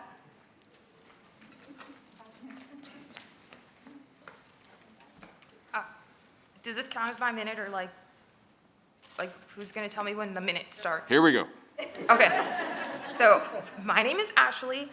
This is our family's first year in Northside, so we were unable to apply for the virtual learning option in time. And this is my first board meeting. I noticed a member asked for an accommodation earlier, and everyone was happy to help because it was the right thing to do. The entire meeting stopped. Everyone was slightly inconvenienced, but it was the right thing to do because everyone deserves access. I have an immune-compromised daughter at home who starts school in person on Monday. My school's principal is amazing. Our school staff is amazing. Our family appreciates that Northside values consistency, which is why we were surprised when Northside did not join the other major school districts by issuing a mask mandate. This decision seems out of character for Northside. Please help parents accommodate students who cannot yet be vaccinated so that they can access an education safely. Thank you. Next speaker is Melina Espiritu Azacar, followed by Wanda Longoria and Noah Talarico. Good evening, everybody. Today I come to you as a parent terrified for my children to attend school because of the state and our district not following science and medical advice to ensure that COVID mitigation strategies are in place. The lives and health of our children must be prioritized in all the decisions that you all are making, despite whatever nebulous consequences are being threatened by the state. This community is left with only hope that you will do what is right for our children and follow CDC school recommendations, issue a mask mandate, track and trace, inform families and staff when they have been exposed to COVID-19, issue a mandatory COVID quarantine for anyone who is exposed and is unvaccinated, put up plexiglass back in place for teachers and parents that need and ask for it, give access to weekly COVID screening testing on all campuses, promotion of vaccines for all eligible recipients, and finally, ensure that staff who are vaccinated have access to COVID recovery days. Follow science and medical advice.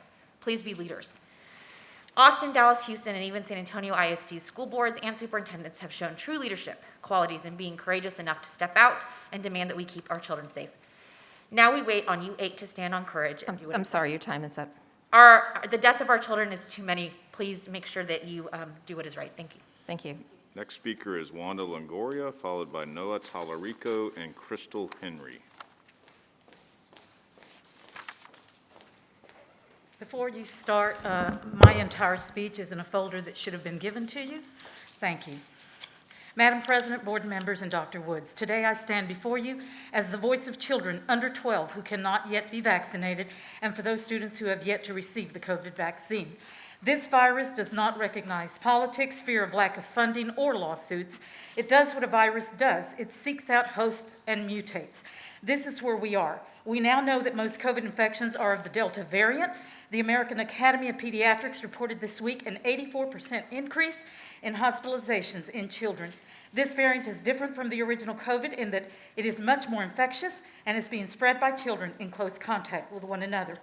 We urge you to do everything you must to protect our students. Any action outside of this is unacceptable, regardless of the governor's order.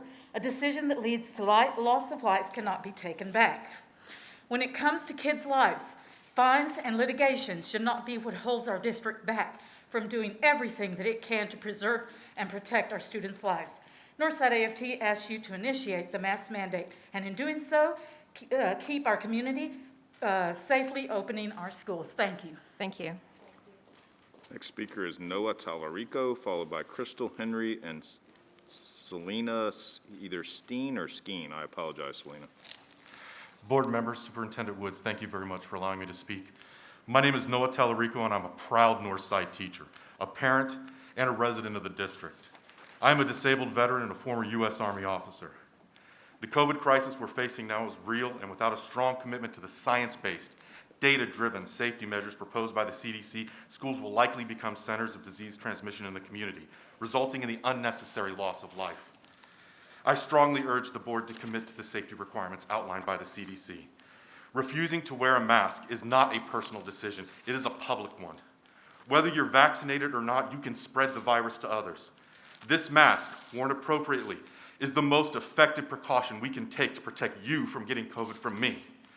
That is why, as a teacher, I pledge to wear a mask at school and urge the district to heed the advice of healthcare professionals and make masks mandatory to prevent the loss of life. Thank you. Thank you. Next speaker is Crystal Henry, followed by Selena Skeen and Ed Mikus. Thank you, guys. This is Byron, or Papa, as he's known to his grandkids. He's the second dad I've buried in my life, but he's the first I've actually seen die. I watched them remove life support from him while Violet, my 9-year-old, sat on my lap gently crying. I'd asked her if she wanted to go sit with her daddy in the other room, but she didn't want Papa to feel alone. She wanted to talk to him as he passed. A tired nurse had to hold his hand for us, and he wasn't the first or the last dying hand she held that day because of COVID. Violet is the same 9-year-old who's set to start school on Monday, and although the vaccine isn't an option for her yet, she's set to walk into a classroom wearing a mask that offers protection for her classmates, but knowing she's one bare-faced cough away from contracting the same virus that killed her papa. I've sat beside Violet in the emergency room before. I wouldn't wish that on any parent, so why do some of these parents wish it on me? I actually don't think they wish it on anyone. I think they're wildly misinformed and misguided. They're not following real data, but you can. Our healthcare officials and healthcare workers are telling us what we need to do to keep our kids safe. But the same people who observe school zone speed limits and buckle their kids in for the drive to school are somehow under the impression that wearing a piece of cloth is an infringement on their rights and not a safety measure. Thank you. Next speaker is Selena Skeen, I think, followed by Ed Mikas or Mikas and Jeanette Rodriguez. Selena, I apologize. I probably butchered your name several times. It was my handwriting, so Well, you and I'll share the blame then. That's okay. I'd like to address the board and Dr. Woods. I am here today as a mother to an 11-year-old son who is set to start 6th grade. We are a family who believes in the power of education and being thoughtful and caring citizens. So my request is not solely on behalf of my child, but for every child that attends a Northside school. I'd like to speak to our current COVID environment. We have lived through 17 months of the pandemic, and the pandemic is still raging on. The virus is mutating and becoming stronger in transmissibility and in many cases deadlier. The Delta variant has infected much of the unvaccinated population. Thus, we are thrust into a pandemic of the unvaccinated. The Delta variant is even trickier because now we have seen small breakthrough cases in our vaccinated population. Currently, our governor. You pride yourself in following the data in education, so follow the data with this disease. We are reaching our peak in hospitalization. I'm sorry, your time is up. Thank you. Thank you. Madam Okay. President, Yes. since they just found out it was 1 minute, could they leave their text with Linda for us to look at? Would you mind? Absolutely. Okay, thank you. If you want to leave it with Linda, if you want to raise your hand. Selena, did you already leave the room? Ms. McGee? Oh, okay, thank you. All right. Thank you very much. Next speaker is Ed Mikas, followed by Jeanette Rodriguez and Benjamin Conley. Board, I have 3 children, one who is immune deficient and medically complex. My other 2 children attend Brennan High School. And my daughter, if she contracts COVID, will most likely die. Her immunologist and other doctors have been very upfront with this on that. I understand where people are coming from with not wanting to wear a mask, but I ask that until the numbers are down, that y'all consider a mandatory mask policy in the school district buildings, and afterwards to encourage people to continue wearing them. We keep my daughter out of the public schools, but everyone doesn't have that option, and if our sons bring it home, we're still lost a child. Thank you. Thank you. Next speaker is Jeanette Rodriguez, followed by Benjamin Conley and Cynthia Villanueva.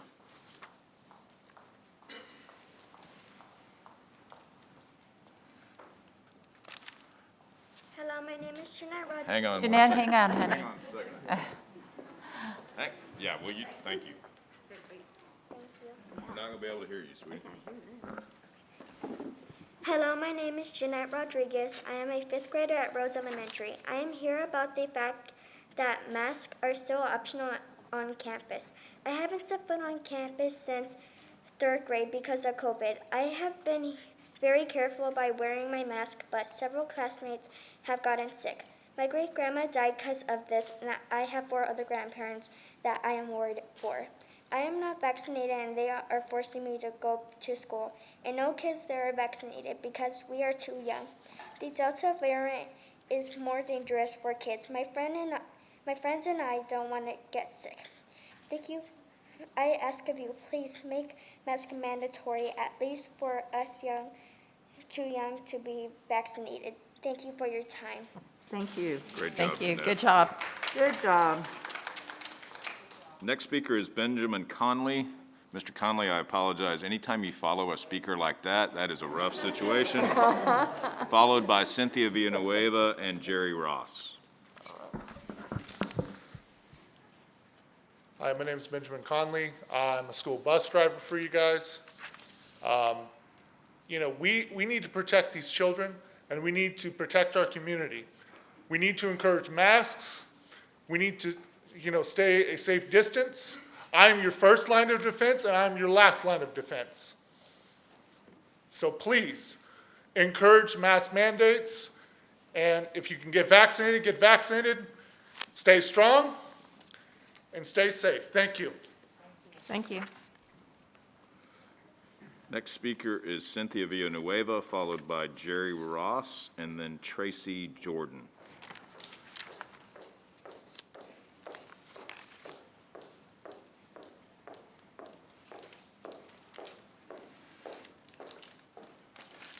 Good evening. My name is Cynthia Villanueva, and I'm speaking as a concerned parent of two beautiful girls that attend Northside ISD. Right now, as we speak, our local healthcare system has been driven to its most challenging point in the pandemic. I believe it is important that we stay updated with the latest scientific studies and public health guidelines. Our positivity rate has jumped 21.4%, while our local health officials have set the benchmark of 5% or less as a goal for the city. The only tools we have to chip away at the number of COVID-19 infections is the constant and continuous use of masks. I urge the leadership of this district and the board to reinstate a mask mandate for all students K through 12. Also, as a parent, I believe there should be immediate communication about the number of positive cases in a classroom. These actions are some of the few things we can do as a community to protect our young citizens that have every right to learn in a safe school environment. Thank you. Thank you. Next speaker is Jerry Ross, followed by Tracy Jordan and Jamie Markeen.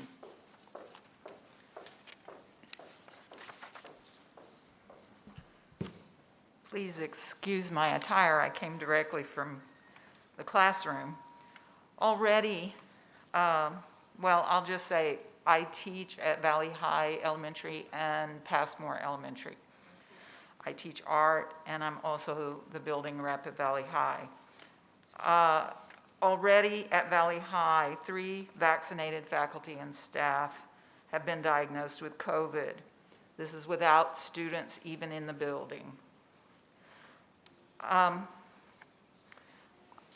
My family is compromised health-wise. I'm compromised health-wise.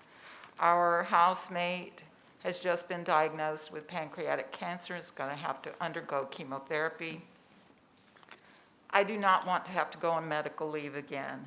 The concern, Dr. Woods, about bouncing back and forth that I think you expressed in the news, I think is unfounded, because we've been bouncing back and forth on everything for the last year and a half. I think we're all used to it. Please take this fight to the governor. Thank you. Thank you. Next speaker is Tracy Jordan, followed by Jamie Markeen and Natalie Clifford. Dr. Woods, President Freeman, members of the board. I'm Tracy Jordan, a proud teacher of Northside Independent School District, Executive Vice President of the Northside American Federation of Teachers, and a proud tax-paying citizen of Bexar County and the Northside Independent School District. And I urge you to issue a mask mandate and to properly track and trace all COVID cases, institute a mandatory COVID quarantine for all exposed unvaccinated students, inform staff and parents of any COVID exposure, ensure that the staff who are vaccinated have access to recovery days for a COVID breakthrough diagnosis, as there is a need for that because we do have a bank right now. Sir, I'm sorry, your time is up. Okay. Thank you. Thank you. Next speaker is Jamie Mara Keene, followed by Natalie Clifford and Alexis Wilder. I'm Jamie Marroquin. Okay, so from January 4th, 2020 to August 7th, 2021, 1.5 years of data, 42 million children were diagnosed with COVID, and out of those, 423 children died from it. In 1 year, in the 1920 flu season, 434 children died from the flu-related symptoms, while only 15 million were actually had flu. So in a shorter amount of time, a bigger amount of children died from the flu than from COVID. So I ask you, where were the mask mandates then? Where was the outcry then?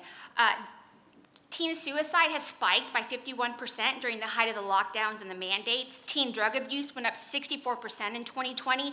Teen depression has gone up significantly as well. The cure, lockdown, social isolation, and social distance, hiding the smiles of our children's faces cannot be allowed to be worse than the actual virus we are fighting. Thank you, ma'am. Next speaker is Natalie Clifford, followed by Alexis Wilder and Anita, and the last name starts with a K. Sorry, Anita.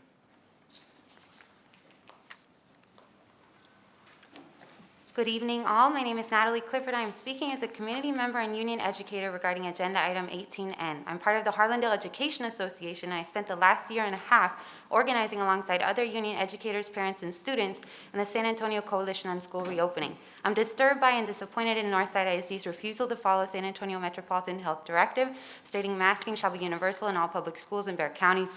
It demonstrates a disregard not only for health, safety, lives, and well-being of your employees, but also for students and families whom you serve and the entire community of San Antonio. It's acknowledged by agencies like the CDC and countless public health officials across the country that masking by all individuals, regardless of vaccination status, is one of the most effective ways to reduce community transmission of this deadly virus. The negative example that Northside ISD is setting as one of the largest school districts in the state of Texas endangers all of us by ignoring what's in the best interest of preserving human life.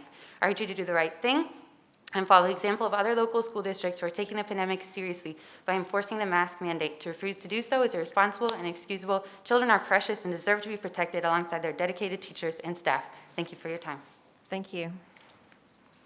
Next is Alexis Wilder, followed by Anita, last name starts with a K, and Leslie Casillas.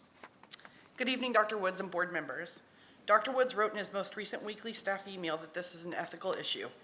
The Metro Health Authority's mandate for in-school masking to reduce the spread of COVID-19 rests on masks as medical devices, but denies parents ethical rights to informed consent on the risks to their children and denies students rights to bodily autonomy.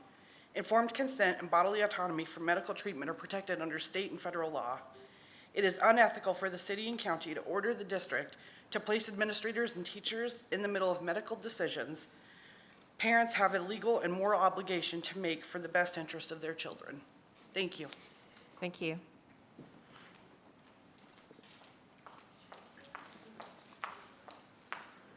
Anita, I am sorry. It's Kozlerich. Even if I could have read it, I probably would have messed it up. So it's all good. I apologize.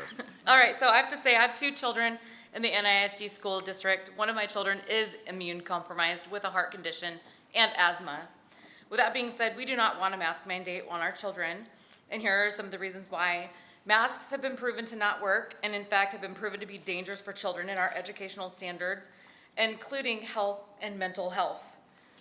Just look at the graphs that you guys just showed tonight. I just watched that. Masks have been proven to cause bacterial pneumonia as a result of moisture buildup. Mandating masks are putting our children in fear of everyone else. We're literally putting our children in fear of everyone else being sick at this point. We do not want to do that to our children. And then why didn't we mandate masks for the flu? The flu is still literally rampant, and my daughter is in high school, okay? She is literally a junior in high school, and when all this started, it was she was a freshman, and now she's got to lose out on her junior and senior year of high school. Like, when does this end? When does this end? Honestly, I do not want to muzzle my children for another year. Am I done? Yes, I'm sorry, your time is up. Okay, thank you. Thank you. Thank you for allowing me to say. Thank you. Next speaker is Leslie Casillas, and it looks like several Casillas's with the same address. So I assume that's the group, yeah. So I think by actual count, Leslie, Zane, Ireland, Preston, and Adrian. Hi, you did not butcher her name. Which one? Ireland, that was. Oh, I actually got one right. Yeah, Imagine good that, job, yeah. Good job. I'm 1 for 6 or whatever, yeah. So I spoke in May, and so I'll just quickly say, I'm a mom of 6. I have 5 starting on Monday. Senior, freshman, 6th grade, 2nd grade, and kinder. I want to say, by the way, thank you for not flip-flopping, because I have friends in other districts, and they're going crazy. They're like, what's happening? Every day's different. The reason I think you should have mask choice is, and you can wear one if you want to, don't wear one if you don't. Kids get to see teachers' faces, kids get to see and make friends, learn social skills, learn emotional skills. Y'all just said social and emotional learning supports as an improvement initiative that y'all have for this coming year. There's the COVID effect with learning that y'all discussed today, decrease of achievement, even within school, remote learning, negative data.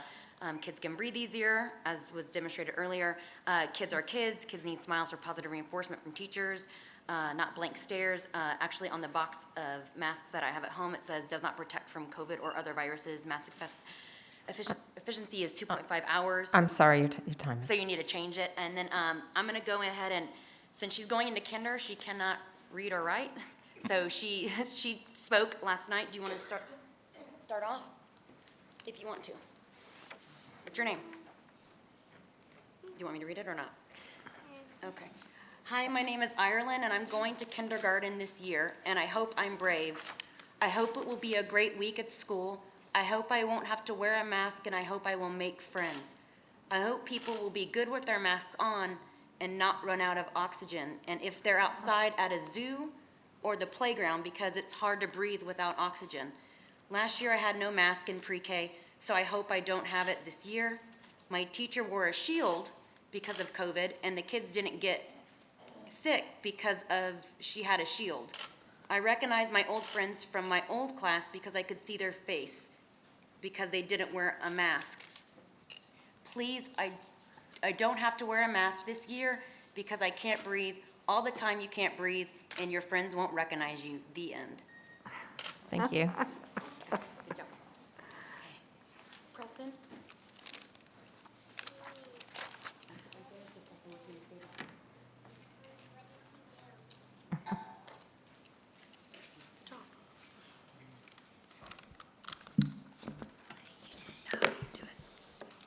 Can't see him. You got it. Hi. Hi. Hi, my name is Preston. I'm going to 2nd grade. I'm going to be really excited if we don't wear a mask. In kindergarten, I liked half of it until COVID came when I went to 1st grade.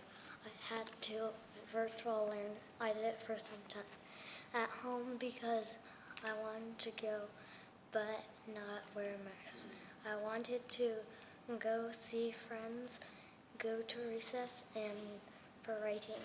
So I went with masks, and it's easier to learn in person, but it was really hard wearing masks at recess and at PE. That is also why I wanted to virtual learn. It was hard to recognize my friends from kinder and make new friends in 1st grade.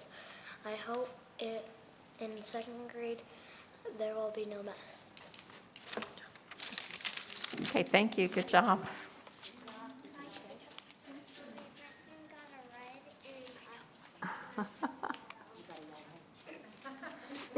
Ms. Casillas, can you tell us if this is Zane, I assume? This is Zane, and Adrian's not here. Got it. You can erase him. Got it. Understood. You got this. My name is Zane, and today I'm talking about masks. Someone had a mask, and some of it was green and brown. So what's the point of wearing a mask if you're not going to wash it for 6 months?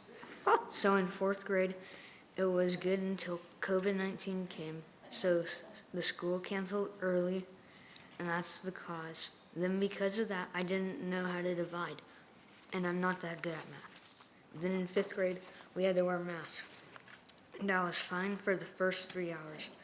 Then I found out that you had to wear a mask at recess, and I had to take a break from mask every 5 minutes. It was also hard to play football with my mask swings side by side. The only social communication was at the playground or and lunch, and I didn't make a whole lot more friends. It was annoying to have kids on Zoom talking and in person talking all at the same time. It was a total madhouse. So I ask you make mask an option. Thank you. Thank you. All right, next speaker is Brianna Lee, followed by Josh, last name begins with a K, and Mary Evans.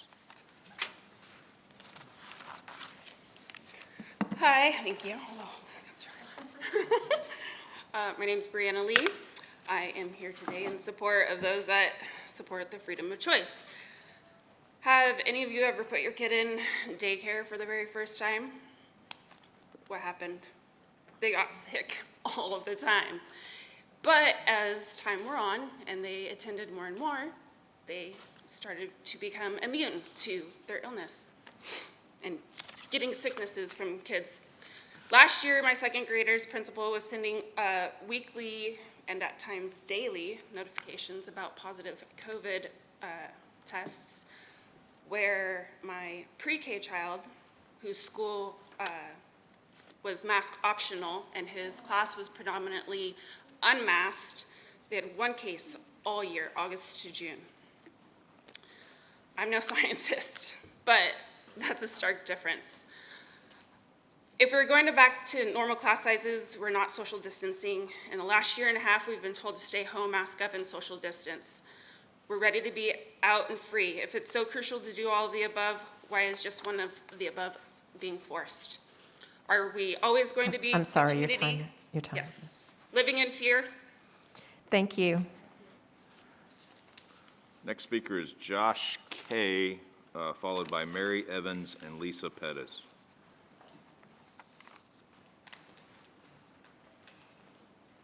Hello.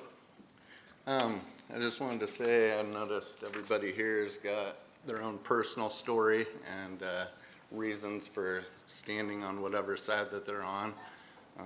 To me, it's kind of a striking difference. Like one side's demanding mandates and everybody to go along with what they say, and the other side's saying we should have freedom, we should have liberty, we should have parental choice over our children.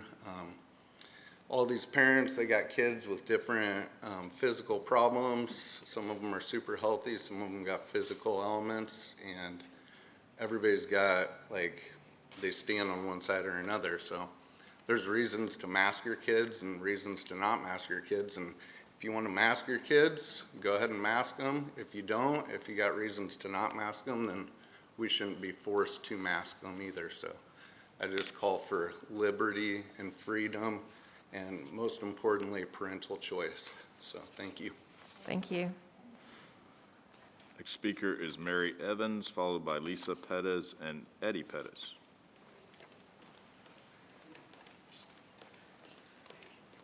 Hello, Board. Dr. Woods, I'm Mary Jane Evans, and I'm a Marshall High School graduate, a grandmother, and all my children and grandchildren have gone to Northside Independent School District, so I thank you very much for all your work. I'm just going to be real quick and summarize. Please support the governor's recommendations. Do not advocate discrimination against our children that don't wear a mask or because they ended up having COVID and now you got to get out, stay away. And it's basically, you know, we didn't do that. With HIV, it was like, don't say anything about HIV. Well, why are you saying it about COVID then? The other thing is, to me, you talk about bullying and not having bullying in school. Well, to me, this is like bullying everyone. Now, push to vaccinate. You vaccinated everybody, you want everybody vaccinated, but then all of a sudden we have COVID all over again. That's interesting. You're educators. Why don't you go look up America's Frontline Doctors and get the real science about COVID? That's not being said. CDC guidelines, They're not telling you the truth. I'm just gonna tell you that, all right? Thank you very much. Thank you. Next is Lisa Pettis, followed by Eddie Pettis and Ruben Sandoval.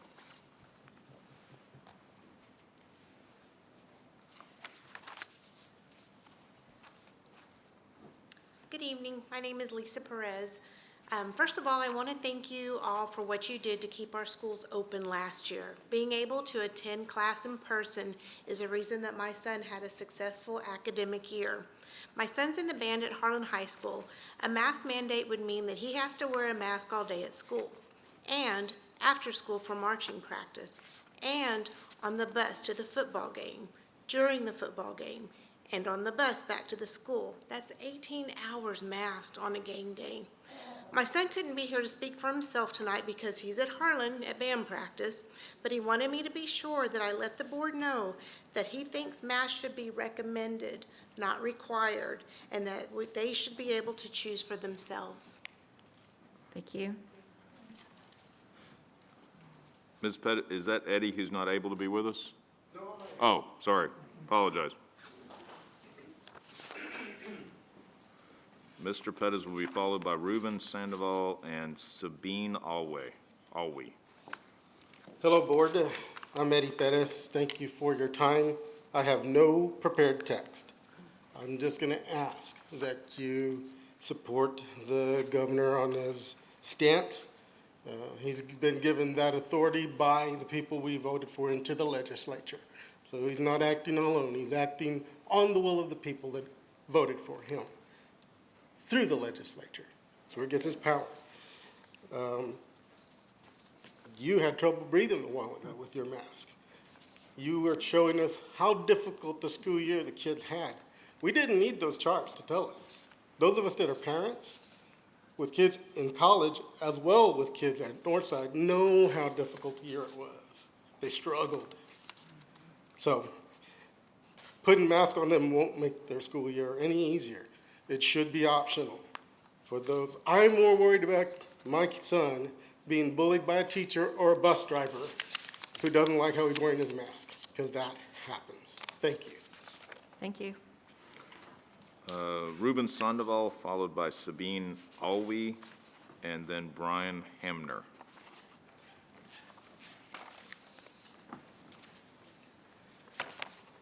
Good evening. My name is Ruben Sandoval. I am a father of a 6-year-old child at the North ISD. I'm here to support the mask mandate. I feel that it's necessary to protect our children and to protect the people of our community.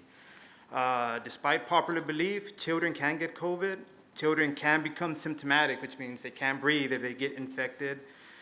Children can spread the disease to vaccinated and unvaccinated people. Our children are vulnerable and susceptible because they're not vaccinated and in a school that's in an indoor setting without improved ventilation. Our children rely on us for their protection. The only protection we can offer them are social distancing, which is questionable, air purification, which has not been addressed, and the usage of masks. I just asked the question, what are we doing to protect our children? Thank you. Thank you. Sabine Alwe, followed by Brian Hamner and Linda Reed.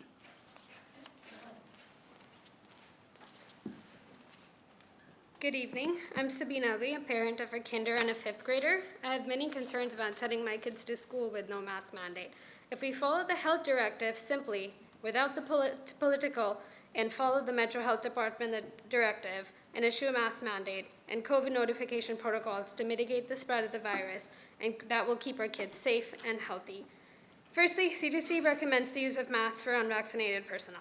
Secondly, research has shown that masks have helped stop the spread of the virus, and the city recommends that this is prudent so we do not overwhelm our healthcare systems.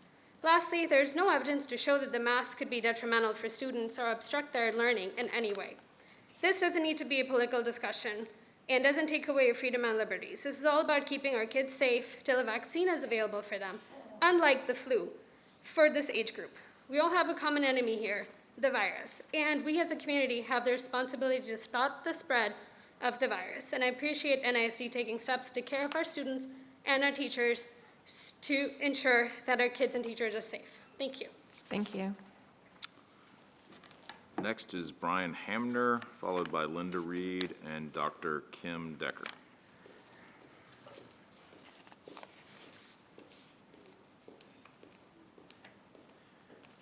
Good evening. Thank you for the opportunity to address you.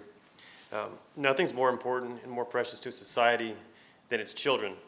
With that in mind, I'm urging you to put back in place the COVID protocol you had for last school year.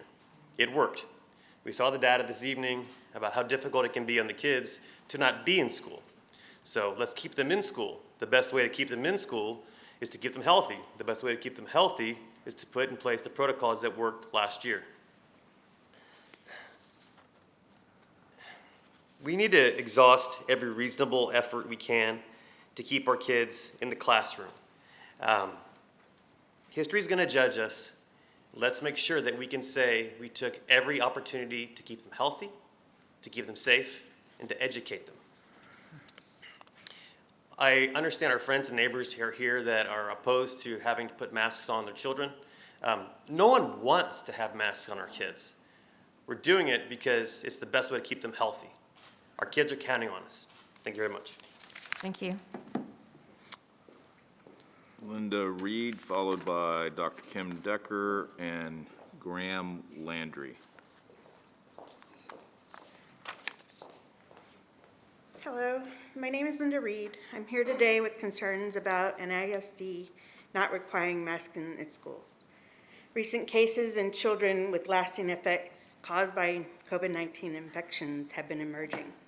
Issues like MIS, a condition where organs like the heart, lungs, kidneys, brain become inflamed and require hospitalization. Long COVID with symptoms like fatigue, headache, brain fog, memory difficulties, insomnia, changes in smell and taste. All these symptoms arose after the initial infection, all in children that never entered the hospital for their initial infections of COVID, and some of them never even had any symptoms at all. There's no treatment for these conditions, and there's no known time frame for which they last. I urge you to adhere for the mandate the City of San Antonio and Bexar County has put in place for the sake of the children's health now and for their future. Thank you. Thank you. Dr. Kim Decker, followed by Graham Landry and Jordan Haley.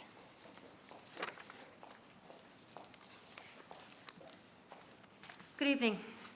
I'm asking you to protect our children's health and educational futures by either adopting a mask mandate or offering parents the option to opt into a fully masked classroom.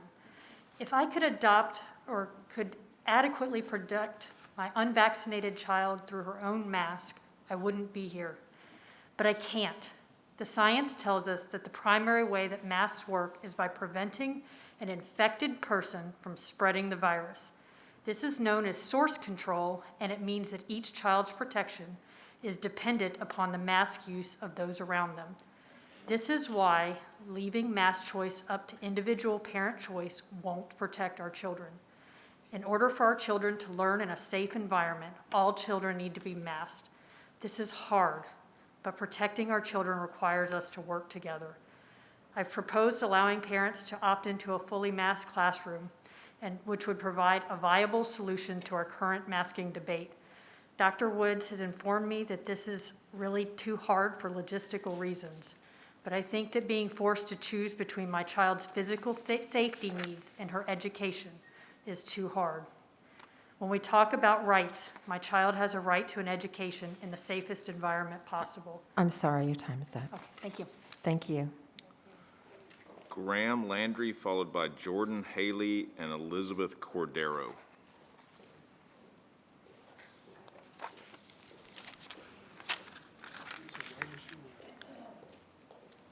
No, she was for masks. Hello, good afternoon. For masks. No, she was for. Be quick. Right now, there is for children, a 0.015% chance of acquiring a COVID-19 infection. The survival rate for those children is 99.998%. To put that in perspective, a child has a greater chance of dying on the drive to and from school than from COVID-19. Should we ban travel by car? That would be irrational. A child has a greater chance of dying while walking or riding their bike to and from school. Should we ban walking or riding your bikes to and from school? No, that would be irrational. The idea to force students and employees to wear face coverings is more than irrational, ineffective, and dangerous. That piece of paper or cloth on your face right now is an incubator for the bacteria and waste that your body has rejected. It hinders one of the most vital functions of your immune system. To put it bluntly, that mask you've worn for the past 2 hours and most likely all day is dirtier than your underwear. Subjecting that to children is irresponsible, it is inhumane, and it is illegal. Thank you. Thank you. Jordan Haley, followed by Elizabeth Cordero and Rona Primavera.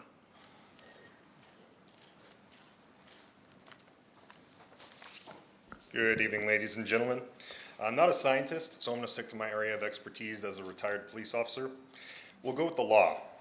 GA 38 states, "This shall supersede any conflicting order issued by local officials in response to the COVID-19 disaster and any other relevant statutes to the extent necessary to ensure that local officials do not impose restrictions in response to the COVID-19 disaster that are inconsistent with the executive order."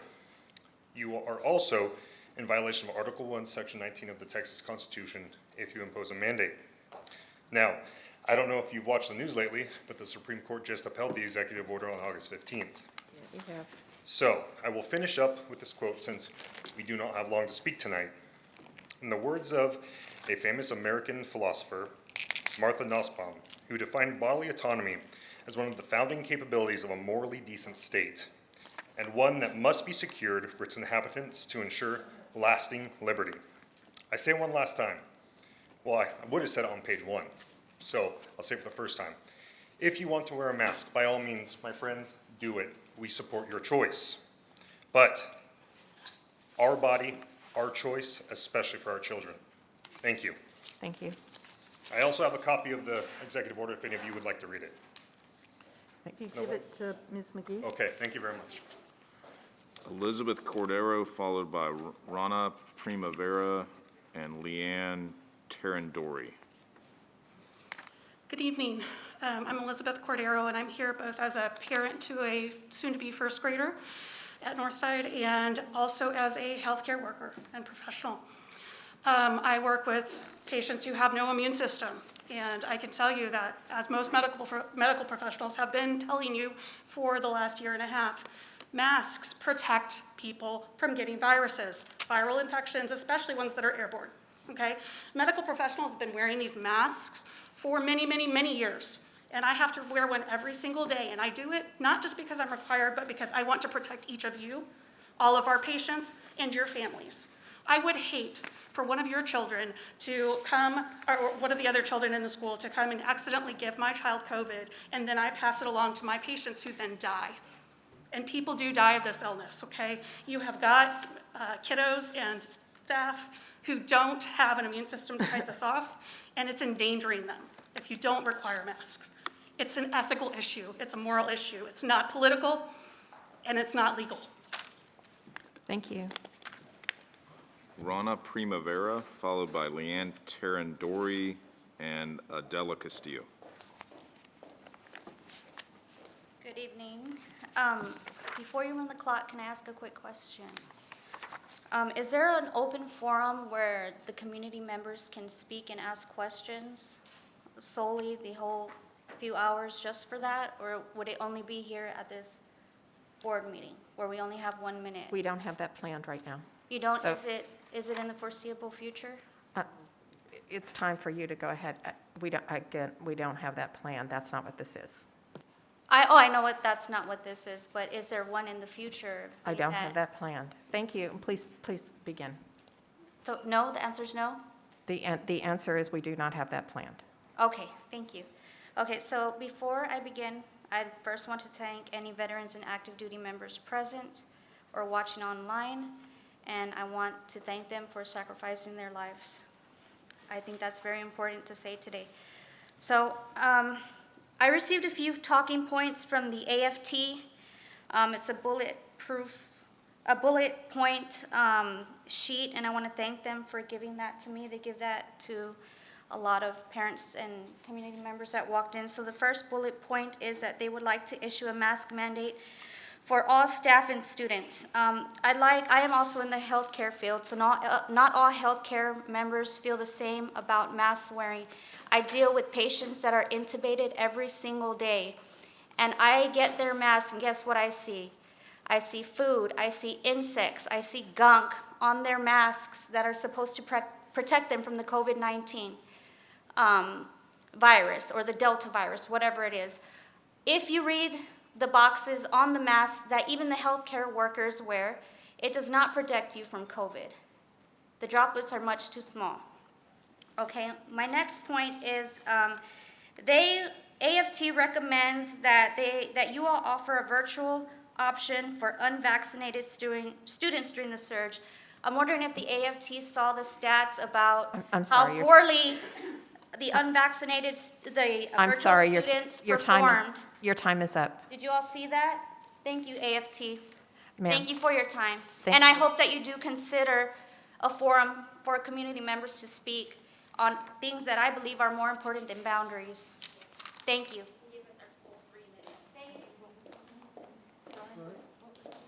Leanne Terrandori, followed by Adela Castillo and Mary Moreno.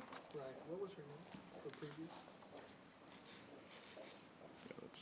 Hello, thank you.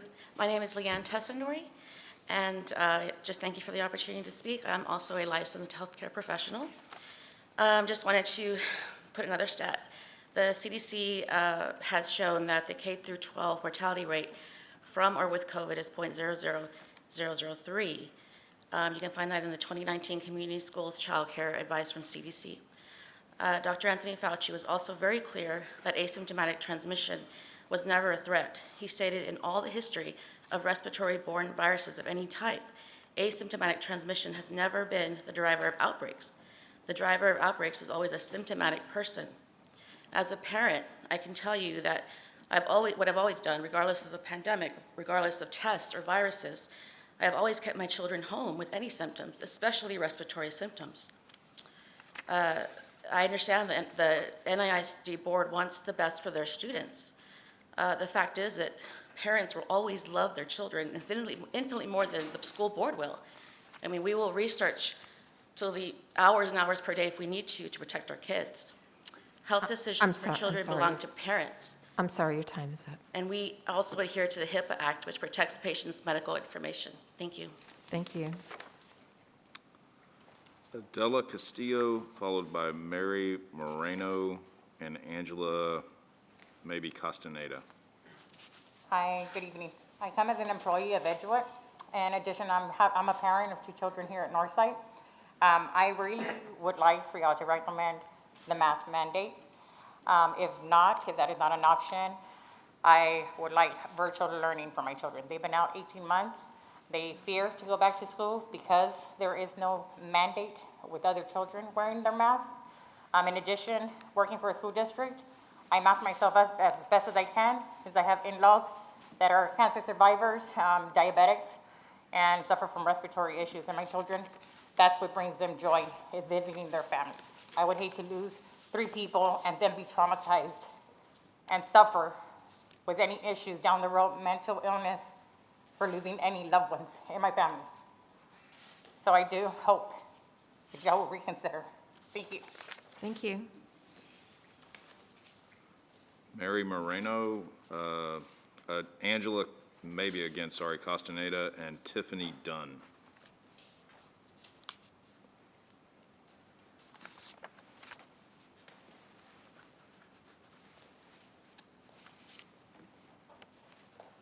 Okay. In all the decisions that are going to need to be made, there's only one priority, and that's the life of our children.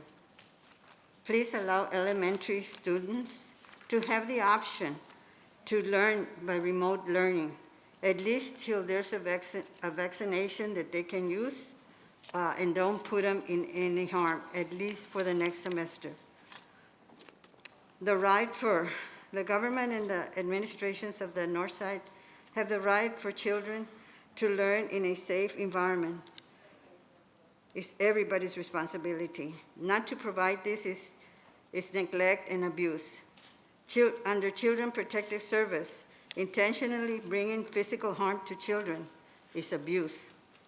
Where I adore my grandchildren's smiles, I can live with helping them through their fears. I cannot live with not ever seeing them again. At the beginning of every school year, all students have to have all their immunizations to keep themselves and others healthy and free from harm. The immunization for COVID is Ma'am. almost here. I'm sorry, your time is up. Thank you very much. No, thank you. Angela Castaneda, maybe. Angela, I apologize if I'm reading that wrong. Tiffany Dunn, and then Shane Hernandez.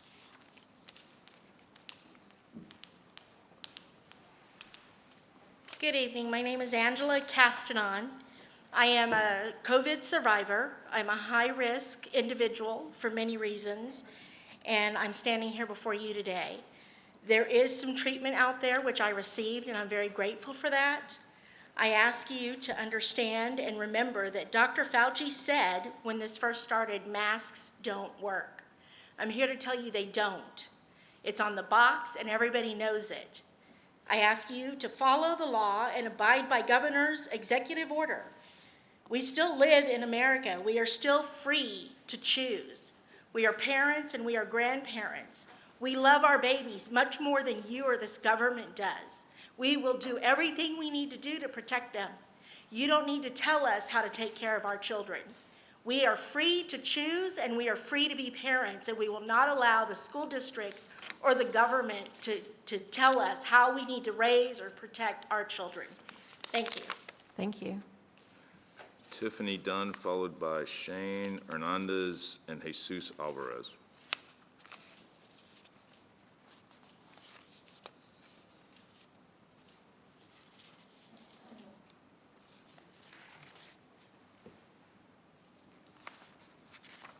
Hi. First off, I want to thank Board Member Chumbley for coughing and stating that you can't breathe, but expect my 5-year-old to breathe in your mask.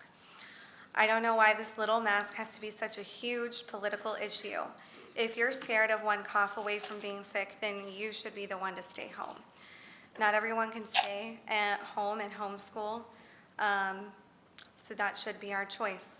Sickness exists in this world, and I wonder what your child is doing during lunchtime. My family and I are all COVID survivors. I have a 5-year-old, a 3-year-old, and a 1-year-old.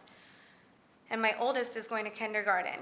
He has asthma, and it seems all other health issues are put out the window without compromise. It's just wear your mask. You want to mask your child or yourself should be your choice. I beg for compromise here. We all deserve to be able to send our kids to school with an education with free choice, not placing them outside for the day. God bless America. Thank you. Madam President, I was just going to bring up a point. I felt that there was a comment that was meant as a personal attack on one of our trustees, and I just wanted that for the record. Thank you. Thank you. Shane Hernandez, followed by Jesus Alvarez and Vera Ann Sawyer.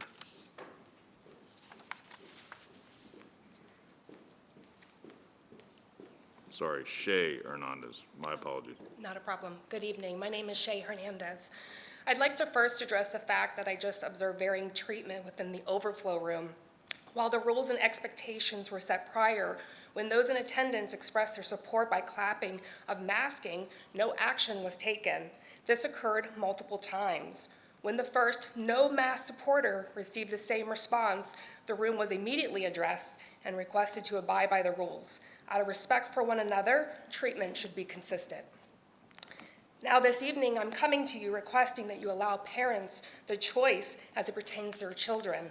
Masks are ineffective for preventing the spread of COVID, but provide negative social side effects.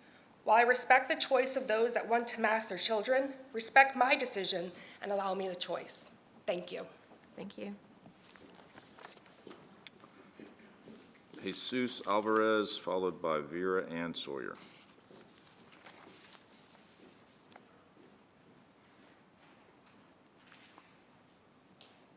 I do not. Ms. Sawyer, is that you walking forward? Yes, okay, great. Is it my turn? I believe it is. I do not see Mr. Alvarez.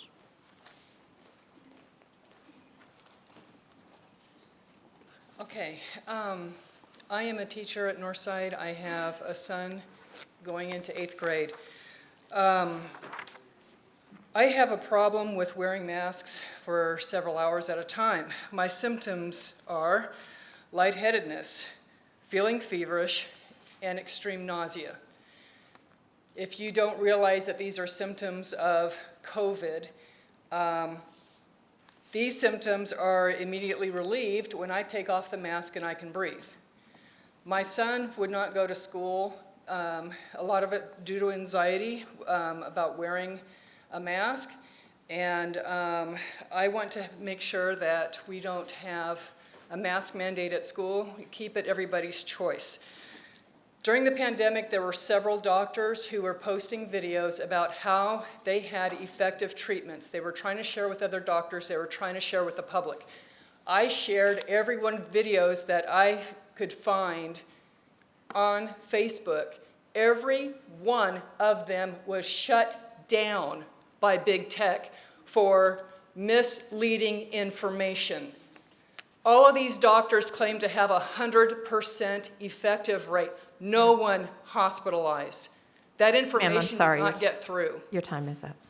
Okay. Thank you. Ms. Freeman, that is the list of speakers tonight. Okay, thank you, Dr. Woods. And thank you all for being with us here tonight and your comments. Before I read this script to go into executive session, again, we will be discussing, we have a few items on the agenda in an executive session. We will be discussing this particular item that you brought to us with our attorney. We will come back out into open and possibly take action. You are certainly welcome to stay here. If you don't stay here and want to go, this is being live streamed, and when we come back, it is live streamed as well. It is truly your option as to whether you want to wait to see if there's an action item or not. So to the Board of Trustees on August 17th, 2021, beginning in, let's take 5 minutes. 5 minutes, okay? Okay, at 8:41, we'll go into executive session where we usually go to around the corner. We'll convene in closed meeting in accordance with Texas Government Code Section 551.071 and 551.074.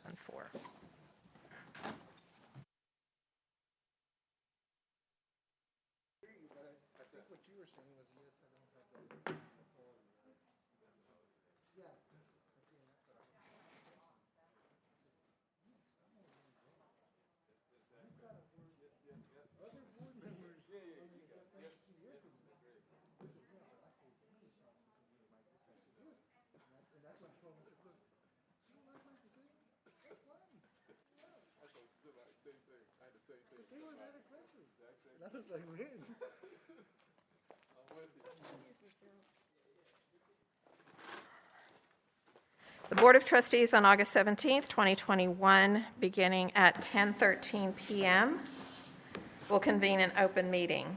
Is there a motion to come before the board? Actually, Ms. Freeman, with regard to item M in yes, open session, I'd like to make a recommendation to the board. Okay. I would recommend that the board consider reenacting the local COVID leave option that we offered employees in the spring of 2021, and that leave be applied given vaccination status, such that an individual who was willing to share that vaccination status with us that is fully vaccinated, we would offer up to 10 days of COVID-related leave. and an individual who either was not vaccinated or chose not to share that information with us would be offered up to 5 days of leave. Okay, thank you. Does anybody have any questions, discussion, motion? Oh, I move approval that we provide COVID leave for our employees. Second. Okay, we have a motion and a second to approve leave as discussed. All those in favor, please signify by saying aye. Aye. All those opposed, same sign. Motion carries. Any other motion to come before the board? I can't see lights, folks. Oh. Raise your Oh. hand or, Yes. Dr. Harrell? Did anybody else? Okay. No, I was just going to move approval on the administrative things. We haven't done that yet, have we? No, we Oh, haven't. No. Okay, how about let's do that first. I move approval of the administrative appointments as discussed in closed session. second. We have a motion and a second. Any discussion on the administrative appointments? None heard. All those in favor, please signify by saying aye.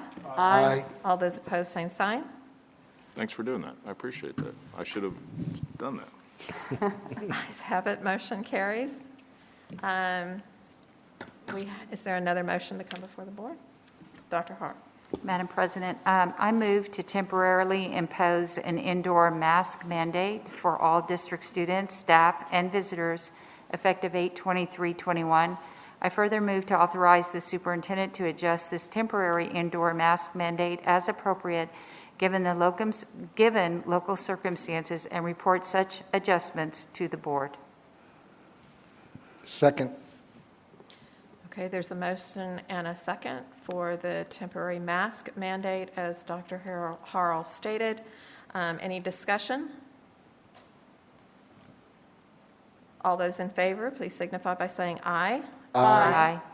All those opposed, same sign. Ayes have it, motion carries. And if there is no objection, the board has ended its meeting at 10:17 PM on August 17th, 2021.